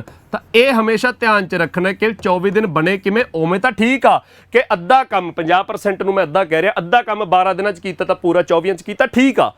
ਅੱਗੇ ਹੈਲਪ ਮਿਲੂ ਇਸ ਚੀਜ਼ ਦੀ B can complete 25% of the job in 10 days. B 25% ਕੰਮ 10 ਦਿਨਾਂ 'ਚ ਕਰ ਰਿਹਾ ਹੈ। 25% ਮਤਲਬ ਚੌਥਾ ਹਿੱਸਾ ਕੰਮ 10 ਦਿਨਾਂ 'ਚ ਕੀਤਾ ਤਾਂ ਪੂਰਾ ਕੰਮ 40 ਦਿਨਾਂ 'ਚ ਕੀਤਾ। ਚੌਥੇ ਹਿੱਸੇ ਨੂੰ 1/4 ਲਿਖਾਂਗੇ ਤਾਂ 1/4 ਕੰਮ ਜੇ 10 ਦਿਨਾਂ 'ਚ ਤਾਂ ਪੂਰਾ ਕੰਮ 4 ਉਧਰ ਮਲਟੀਪਲਾਈ ਹੋ ਜੂ 40 ਦਿਨ। ਇਸ ਤਰ੍ਹਾਂ ਵੀ ਅਸੀਂ ਕੈਲਕੂਲੇਟ ਕਰ ਸਕਦੇ ਹਾਂਗੇ। ਪਰ ਆਪਾਂ ਇਹ ਮੂੰਹ ਜ਼ਬਾਨੀ ਹੋ ਰਿਹਾ ਤਾਂ ਦੇਖੋ A ਪਰਸਨ ਪੂਰਾ ਕੰਮ ਜੇ 50% ਕੰਮ 12 ਦਿਨਾਂ 'ਚ ਤਾਂ ਪੂਰਾ ਕੰਮ 24 ਦਿਨਾਂ 'ਚ ਕਰਦਾ ਹੈ। B ਪਰਸਨ 25% ਕੰਮ 10 ਦਿਨਾਂ 'ਚ ਕਰਦਾ ਤਾਂ ਪੂਰਾ ਕੰਮ 40 ਦਿਨਾਂ 'ਚ ਕਰਦਾ ਹੈ। ਕਿਵੇਂ ਕੈਲਕੂਲੇਟ ਕਰਨਾ ਮੈਂ ਸਮਝਾਤਾ ਤੁਹਾਨੂੰ। ਉਸ ਤੋਂ ਬਾਅਦ ਪੂਰਾ ਕੰਮ ਕਿੰਨਾ 24 ਤੇ 40 ਦਾ ਐਲਸੀਐਮ 120 ਤਾਂ ਮੰਨ ਲਓ 120 ਟੌਫੀਆਂ ਨੇ। 120 ਟੌਫੀਆਂ ਨੇ ਤਾਂ ਐਫੀਸ਼ੀਐਂਸੀ ਕਿੰਨੀ ਆ ਜੂ A 24 ਦਿਨਾਂ 'ਚ 120 ਟੌਫੀਆਂ ਖਾਂਦਾ ਹੈ ਤਾਂ ਡੇਲੀ 5 ਖਾਂਦਾ ਹੋਊਗਾ। B 40 ਦਿਨਾਂ 'ਚ 120 ਟੌਫੀਆਂ ਖਾਂਦਾ ਤਾਂ ਇਹ ਡੇਲੀ 3 ਖਾਂਦਾ ਹੋਊਗਾ। ਐਫੀਸ਼ੀਐਂਸੀ ਆ ਗਈ। ਇਸ ਹਿਸਾਬ ਨਾਲ ਐਗਜ਼ਾਮੀਨਰ ਕਹਿੰਦਾ ਇਫ ਦੇ ਵਰਕਡ ਟੁਗੇਦਰ ਜੇ ਇਹ ਦੋਨੇ ਜਾਣੇ ਰਲ ਕੇ ਕੰਮ ਕਰਨ how much of the job percentage ਦੇ ਵਿੱਚ ਦੱਸੋ how much of the job can ਦੇ ਕੰਪਲੀਟ ਇਨ 9 ਡੇਜ਼ ਤਾਂ 9 ਦਿਨਾਂ 'ਚ ਕਿੰਨੇ % ਕੰਮ ਕਰ ਦੇਣਗੇ। ਤਾਂ ਬੱਚੇ ਕਿੰਨੇ % ਕੰਮ ਹੋ ਜੂ 9 ਦਿਨਾਂ 'ਚ 9 ਦਿਨ ਦਾ ਕੰਮ divide by total work into 100 ਕਿਉਂਕਿ ਪਰਸੈਂਟੇਜ ਕੱਢਣੀ ਹੈ ਤਾਂ ਇੰਟੂ 100 ਆ ਕੈਲਕੂਲੇਟ ਕਰਨਾ ਤਾਂ 9 ਦਿਨਾਂ ਦਾ ਕੰਮ ਕਿੰਨਾ ਬੱਚੇ ਤੁਹਾਡਾ ਡੇਲੀ 8 ਟੌਫੀਆਂ ਖਾਂਦੇ ਨੇ। ਡੇਲੀ A 5 ਖਾ ਜਾਂਦਾ B 3 ਖਾ ਜਾਂਦਾ ਤਾਂ ਰਲ ਕੇ ਡੇਲੀ 8 ਟੌਫੀਆਂ ਖਾਂਦੇ ਆ ਤਾਂ 9 ਦਿਨਾਂ ਦੇ ਵਿੱਚ 72 ਟੌਫੀਆਂ। ਪਰਸੈਂਟੇਜ ਦੇ ਵਿੱਚ ਕਿੰਨਾ ਕੰਮ ਹੋ ਗਿਆ ਆਊਟ ਆਫ ਟੋਟਲ 120 ਟੌਫੀਆਂ ਪਰਸੈਂਟੇਜ ਕੱਢਣ ਲਈ ਮਲਟੀਪਲਾਈ 100 ਤਾਂ ਬੱਚੇ 12 ਦੇ ਟੇਬਲ 'ਚ ਦੇਖੋ ਵੈਸੇ 24 ਦੇ ਟੇਬਲ 'ਚ ਦੇਖ ਲਓ 24 ਦੇ ਟੇਬਲ 'ਚ ਉੱਪਰ 3 ਥੱਲੇ 5 ਤਾਂ 3/5 ਕਿੰਨਾ ਆ ਗਿਆ ਮਲਟੀਪਲਾਈ 100 ਕਰਨ ਦੀ ਲੋੜ ਨਹੀਂ 3/5 ਦੀ ਪਰਸੈਂਟ ਵੈਲਿਊ 60% ਹੁੰਦੀ ਹੈ ਤਾਂ ਬੱਚੇ 60% ਕੰਮ ਹੋ ਗਿਆ 9 ਦਿਨਾਂ ਦੇ ਵਿੱਚ। ਸਮਝ ਆ ਗਿਆ ਜੀ ਸਾਰਿਆਂ ਨੂੰ। ਇਹ ਬੱਚੇ ਪੰਜਾਬ ਦੇ ਪੇਪਰ ਦਾ ਕੁਐਸਚਨ ਹੈ। ਇਸ ਤੋਂ ਬਾਅਦ ਦੇਖੋ ਕੁਝ ਕੁਐਸਚਨਸ ਮੈਂ ਆਪਦੇ ਵੱਲੋਂ ਲੈ ਕੇ ਆਇਆ। ਇਹ ਕੁਐਸਚਨ ਮੈਂ ਆਪਦੇ ਵੱਲੋਂ ਲੈ ਕੇ ਆਇਆ। ਇਹਦੇ ਵਿੱਚ ਅਗਲਾ ਕੁਐਸਚਨ ਵੀ ਟਾਈਮ ਐਂਡ ਵਰਕ ਦਾ ਮੈਂ ਆਪਦੇ ਵੱਲੋਂ ਲੈ ਕੇ ਆਇਆ ਤਾਂ ਇਹ ਦੋਨੇ ਕੁਐਸਚਨ ਆਪਦੇ ਵੱਲੋਂ ਲੈ ਕੇ ਆਇਆ। A can cultivate 2/5 of the land in 6 days. ਉਹ ਕਹਿੰਦੇ A ਪਰਸਨ ਕੋਈ ਜ਼ਮੀਨ ਵਾਹੁਣੀ ਹੈ ਉਹਦਾ 2/5 ਪਾਰਟ 2/5 ਆਫ ਏ ਲੈਂਡ 6 ਦਿਨਾਂ 'ਚ ਵਾਹ ਦਿੰਦਾ ਤਾਂ ਜੇ ਬੱਚੇ 2/5 ਕੰਮ 6 ਦਿਨਾਂ 'ਚ ਹੋ ਰਿਹਾ ਹੈ ਤਾਂ ਪੂਰਾ ਕੰਮ ਕਿੰਨੇ ਦਿਨਾਂ 'ਚ ਹੋਊਗਾ। ਪੂਰਾ ਮਤਲਬ ਇੱਕ ਕੰਮ ਤਾਂ 5 ਉੱਪਰ ਚੱਲ ਜੂ 2 ਥੱਲੇ ਆ ਜੂ ਤਾਂ ਬੱਚੇ ਪੂਰਾ ਕੰਮ ਹੋ ਗਿਆ 15 ਦਿਨਾਂ ਦੇ ਵਿੱਚ। ਤਾਂ A ਪਰਸਨ ਪੂਰਾ ਕੰਮ 15 ਦਿਨਾਂ ਦੇ ਵਿੱਚ ਕਰਦਾ। ਇਸੇ ਤਰ੍ਹਾਂ B person B can cultivate 1/3 of the same land in 10 days. ਜੇ 1/3 ਕੰਮ 10 ਦਿਨਾਂ 'ਚ ਕੀਤਾ ਤਾਂ ਪੂਰਾ ਕੰਮ 30 ਦਿਨਾਂ ਦੇ ਵਿੱਚ ਕੀਤਾ ਤਾਂ ਬੱਚੇ ਪੂਰਾ ਕੰਮ ਕਿੰਨਾ ਹੈ ਪੂਰਾ ਕੰਮ 15 ਤੇ 30 ਦਾ ਐਲਸੀਐਮ 30 ਆ ਗਿਆ ਤਾਂ ਮੰਨ ਲਓ 30 ਕਿੱਲੇ ਹੈ। ਇਹ 15 ਦਿਨਾਂ 'ਚ 30 ਕਿੱਲੇ ਵਾਹੁੰਦਾ ਤਾਂ ਡੇਲੀ 2-2 ਕਿੱਲੇ ਵਾਹੁੰਦਾ ਹੋਊਗਾ। B ਪਰਸਨ 30 ਦਿਨਾਂ 'ਚ 30 ਕਿੱਲੇ ਵਾਹੁੰਦਾ ਤਾਂ ਡੇਲੀ 1-1 ਕਿੱਲਾ ਵਾਹੁੰਦਾ ਹੋਊਗਾ। ਐਗਜ਼ਾਮੀਨਰ ਕਹਿੰਦਾ ਇਨ ਵਟ ਟਾਈਮ ਕਿੰਨੇ ਸਮੇਂ ਦੇ ਵਿੱਚ working together A and B can cultivate 4/5 of the land ਤਾਂ ਉਹ ਕਹਿੰਦੇ ਜੇ A ਤੇ B ਇਕੱਠੇ ਕੰਮ ਕਰਨ ਇਕੱਠੇ ਡੇਲੀ 3-3 ਕਿੱਲੇ ਵਾਹ ਦਿੰਦੇ ਆ ਤਾਂ ਕਿੰਨੇ ਦਿਨਾਂ ਦੇ ਵਿੱਚ 4/5 ਕੰਮ ਕਰਨਗੇ ਤਾਂ ਬੱਚੇ 30 ਦਾ 4/5 ਕੰਮ ਕਰਾਉਣਾ ਆਪਾਂ ਪੂਰਾ ਕੰਮ ਨਹੀਂ ਕਰਾਉਣਾ 30 ਦਾ 30 4/5 ਕੰਮ ਕਰਾਉਣਾ ਯਾਨੀ ਕਿ 24 ਕਿੱਲਿਆਂ ਦਾ ਹਿਸਾਬ ਲੈਣਾ ਆਪਾਂ ਤਾਂ 24 ਕਿੱਲੇ ਕਿੰਨੇ ਦਿਨਾਂ 'ਚ ਵਾਹ ਦੇਣਗੇ ਡੇਲੀ 3 ਦੇ ਹਿਸਾਬ ਨਾਲ 24 ਕਿੱਲੇ ਵਾਹ ਦੇਣਗੇ 8 ਡੇਜ਼ ਦੇ ਵਿੱਚ। ਬੱਚੇ ਆਪਣਾ ਆਨਸਰ ਕਿੰਨਾ ਆ ਗਿਆ ਇਸ ਕੁਐਸਚਨ ਦਾ 8 ਡੇਜ਼ ਤਾਂ C ਆਪਸ਼ਨ ਬੱਚੇ ਇਸ ਕੁਐਸਚਨ ਦਾ ਆਨਸਰ ਆ ਜਾਊਗਾ। ਸਮਝ ਆ ਗਿਆ ਬੱਚੇ 4/5 ਪੁੱਛਿਆ ਪੂਰਾ ਨਹੀਂ ਪੁੱਛਿਆ। ਪੂਰਾ ਪੁੱਛਿਆ ਹੁੰਦਾ ਤਾਂ 30 ਦੇ 30 ਕਿੱਲੇ ਦੇਖਦੇ 3 ਦੇ ਹਿਸਾਬ ਨਾਲ 10 ਡੇਜ਼ ਆ ਜਾਂਦਾ ਪਰ 10 ਡੇਜ਼ ਆਪਸ਼ਨ ਪਿਆ ਪਰ ਉਹਨਾਂ ਨੇ 4/5 ਆਫ ਦਾ ਲੈਂਡ ਪੁੱਛਿਆ ਤਾਂ ਪੂਰਾ ਲੈਂਡ ਜੇ ਟੋਟਲ ਵਰਕ ਆਪਣਾ 30 ਹੈ ਤਾਂ 4/5 ਬਣ ਗਿਆ 24 ਤਾਂ 24 ਕਿੱਲੇ ਵਾਹੁਣੇ ਆ ਡੇਲੀ 3 ਦੇ ਹਿਸਾਬ ਨਾਲ ਕਿੰਨੇ ਦਿਨਾਂ 'ਚ 24/3 8 ਡੇਜ਼ ਆਨਸਰ ਆ ਜਾਊਗਾ ਬੱਚੇ। ਇਹ ਮੈਂ ਆਪਦੇ ਵੱਲੋਂ ਕੁਐਸਚਨ ਲੈ ਕੇ ਆਇਆ। ਟਾਈਮ ਐਂਡ ਵਰਕ ਦਾ ਇਹ ਦੂਜਾ ਕੁਐਸਚਨ ਹੈ। ਇਹਦੇ ਨਾਲ ਹੀ ਆਪਣਾ ਤੀਜਾ ਕੁਐਸਚਨ ਉਹ ਵੀ ਮੈਂ ਆਪਦੇ ਵੱਲੋਂ ਲੈ ਕੇ ਆਇਆ। A can complete 2/3 of a work in 4 days while B can complete 3/5 of the work in 6 days ਤਾਂ A ਕਿੰਨਾ 2/3 ਕੰਮ 4 ਦਿਨਾਂ 'ਚ ਕਰਦਾ ਤਾਂ ਪੂਰਾ ਕੰਮ ਕਿੰਨੇ ਦਿਨਾਂ 'ਚ ਕਰੂਗਾ 3 ਉੱਪਰ ਚੱਲ ਜੂਗਾ 2 ਥੱਲੇ ਆ ਜੂਗਾ ਪੂਰਾ ਕੰਮ 6 ਦਿਨਾਂ 'ਚ। ਉਸੇ ਤਰ੍ਹਾਂ B ਹੈ ਜਿਹੜਾ ਉਹ 3/5 ਕੰਮ 6 ਦਿਨਾਂ 'ਚ ਕਰਦਾ ਤਾਂ ਪੂਰਾ ਕੰਮ ਕਿੰਨੇ ਦਿਨਾਂ 'ਚ 5 ਉੱਪਰ ਚੱਲ ਜੂਗਾ 3 ਥੱਲੇ ਆ ਜੂਗਾ 10 ਦਿਨਾਂ ਦੇ ਵਿੱਚ। ਤਾਂ A ਤੇ B ਦਾ ਪੂਰਾ ਕੰਮ ਪਤਾ ਲੱਗ ਗਿਆ ਕਿੰਨੇ ਕਿੰਨੇ ਦਿਨਾਂ 'ਚ ਕਰਦੇ ਆ। ਮੈਂ ਇਹਦੇ ਆਪਸ਼ਨਸ ਗਲਤ ਲੈ ਆਇਆ। ਹਾਂਜੀ ਬੱਚੇ ਇਸ ਕੁਐਸਚਨ ਤੇ ਗਲਤੀ ਨਾਲ ਆਪਸ਼ਨਸ ਗਲਤ ਲੈ ਆਇਆ ਮੈਂ। ਫਿਰ ਵੀ ਦੇਖੋ A ਪਰਸਨ ਪੂਰਾ ਕੰਮ 6 ਦਿਨਾਂ 'ਚ ਕਰਦਾ B ਪਰਸਨ ਪੂਰਾ ਕੰਮ 10 ਦਿਨਾਂ ਦੇ ਵਿੱਚ ਕਰਦਾ ਤਾਂ ਪੂਰਾ ਕੰਮ ਕਿੰਨਾ 6 ਤੇ 10 ਦਾ ਐਲਸੀਐਮ 6 ਤੇ 10 ਦਾ ਐਲਸੀਐਮ ਤੁਹਾਡਾ ਕਿੰਨਾ ਆ ਗਿਆ 30। ਤਾਂ ਮੰਨ ਲਓ 30 ਟੋਫੀਆਂ ਨੇ ਤਾਂ ਐਫੀਸ਼ੀਐਂਸੀ ਕਿੰਨੀ ਆ ਜੂ A 6 ਦਿਨਾਂ 'ਚ 30 ਟੋਫੀਆਂ ਖਾਂਦਾ ਤਾਂ ਡੇਲੀ 5 B 10 ਦਿਨਾਂ 'ਚ 30 ਟੋਫੀਆਂ ਖਾਂਦਾ ਤਾਂ ਡੇਲੀ 3। ਤਾਂ ਇਫ A ਐਂਡ B ਟੁਗੈਦਰ ਇਕੱਠੇ ਕੰਮ ਕਰਨ ਤਾਂ ਡੇਲੀ 8 ਟੋਫੀਆਂ ਖਾਂਦੇ ਨੇ ਤਾਂ ਡੇਲੀ 8 ਟੋਫੀਆਂ ਖਾਂਦੇ ਨੇ ਤਾਂ 30 ਟੋਫੀਆਂ ਕਿੰਨੇ ਦਿਨਾਂ 'ਚ ਖਾਣਗੇ 30/8 2 ਦੇ ਟੇਬਲ 'ਚ 15/4 15/4 ਕਿੰਨਾ ਬਣ ਗਿਆ 3/4 ਡੇਜ਼। ਤਾਂ ਬੱਚੇ ਇਸ ਕੁਐਸਚਨ ਦੇ ਆਪਸ਼ਨਸ ਗਲਤ ਨੇ। ਆਨਸਰ ਕਿੰਨਾ ਹੋਊਗਾ ਤੁਹਾਡਾ 3/4 ਡੇਜ਼। ਆ ਬੱਚੇ ਤੁਹਾਡਾ ਆਨਸਰ ਹੈ। ਆਪਸ਼ਨ ਸਾਰੇ ਗਲਤ ਨੇਗੇ। ਹਾਂਜੀ ਕਲੀਅਰ ਹੈ ਬੱਚੇ ਸਾਰਿਆਂ ਨੂੰ। ਆਪਾਂ ਬੇਸਿਕਲੀ ਆ ਨਹੀਂ ਦੇਖ ਰਹੇ ਆ ਸਿੱਖ ਰਹੇ ਹਾਂਗੇ ਕਿ ਜੇ ਐਗਜ਼ਾਮੀਨਰ ਪੂਰਾ ਕੰਮ ਨਾ ਦੱਸੇ ਕਿ A 6 ਦਿਨਾਂ 'ਚ ਕਰਦਾ ਜਾਂ B 10 ਦਿਨਾਂ 'ਚ ਕਰਦਾ ਸਾਨੂੰ ਐ ਕਹਿ ਦੇ ਕਿ 2/3 ਆਫ ਦਾ ਵਰਕ 4 ਦਿਨਾਂ 'ਚ ਕੀਤਾ ਗਿਆ ਜਾਂ 3/5 ਆਫ ਦਾ ਵਰਕ 6 ਦਿਨਾਂ 'ਚ ਕੀਤਾ ਗਿਆ ਤਾਂ ਪੂਰਾ ਕੰਮ ਕਿੰਨੇ ਦਿਨਾਂ 'ਚ ਹੋਊਗਾ ਉਹ ਕੱਢਣਾ ਆਉਂਦਾ ਹੋਣਾ ਚਾਹੀਦਾ। ਫਿਰ ਤਾਂ ਸਿੰਪਲ ਕੁਐਸਚਨ ਹੈਗਾ ਹੀ ਆ। ਤੇ ਇਸ ਕੁਐਸਚਨ ਦਾ ਆਨਸਰ 3/4 ਡੇਜ਼ ਹੈ। ਆਪਸ਼ਨਸ ਗਲਤ ਨੇ। Answer will be 3/4 days. Clear ਹੈ ਬੱਚੇ ਸਾਰਿਆਂ ਨੂੰ। ਇਸ ਤੋਂ ਬਾਅਦ ਦੇਖੋ ਬੱਚੇ ਇਸ ਤੋਂ ਬਾਅਦ ਆਪਣੇ ਪਾਰਟਨਰਸ਼ਿਪ ਚੈਪਟਰ ਦੇ ਕੁਐਸਚਨ ਮੈਂ ਪਹਿਲਾਂ ਵੀ ਕਿਹਾ ਅੱਜ ਦਾ ਸੈਸ਼ਨ ਸਟਾਰਟ ਕਰਨ ਵੇਲੇ ਵੀ ਗੱਲ ਕੀਤੀ ਸੀ ਵਿੱਚ ਵੀ ਗੱਲ ਕੀਤੀ ਹੈ ਕਿ ਪੰਜਾਬ ਦੇ ਜਦੋਂ ਪੁਰਾਣੇ ਪੇਪਰ ਫਰੋਲਦੇ ਆ ਪਾਰਟਨਰਸ਼ਿਪ ਦੇ ਕੁਐਸਚਨ ਇੰਨੇ ਜ਼ਿਆਦਾ ਨਹੀਂ ਆਏ ਹੋਏ। ਏਜਿਸ ਚੋਂ ਹਾਲਾਂਕਿ ਕਾਫੀ ਕੁਐਸਚਨਸ ਪੁੱਛੇ ਗਏ ਨੇ ਤੇ ਆਪਾਂ ਆਪਣੇ ਕਾਫੀ ਸੈਸ਼ਨਸ ਦੇ ਵਿੱਚ ਹਰ ਦੂਜੇ ਤੀਜੇ ਸੈਸ਼ਨ 'ਚ ਏਜਿਸ ਦੇ ਕੁਐਸਚਨ ਕੀਤੇ ਨੇ।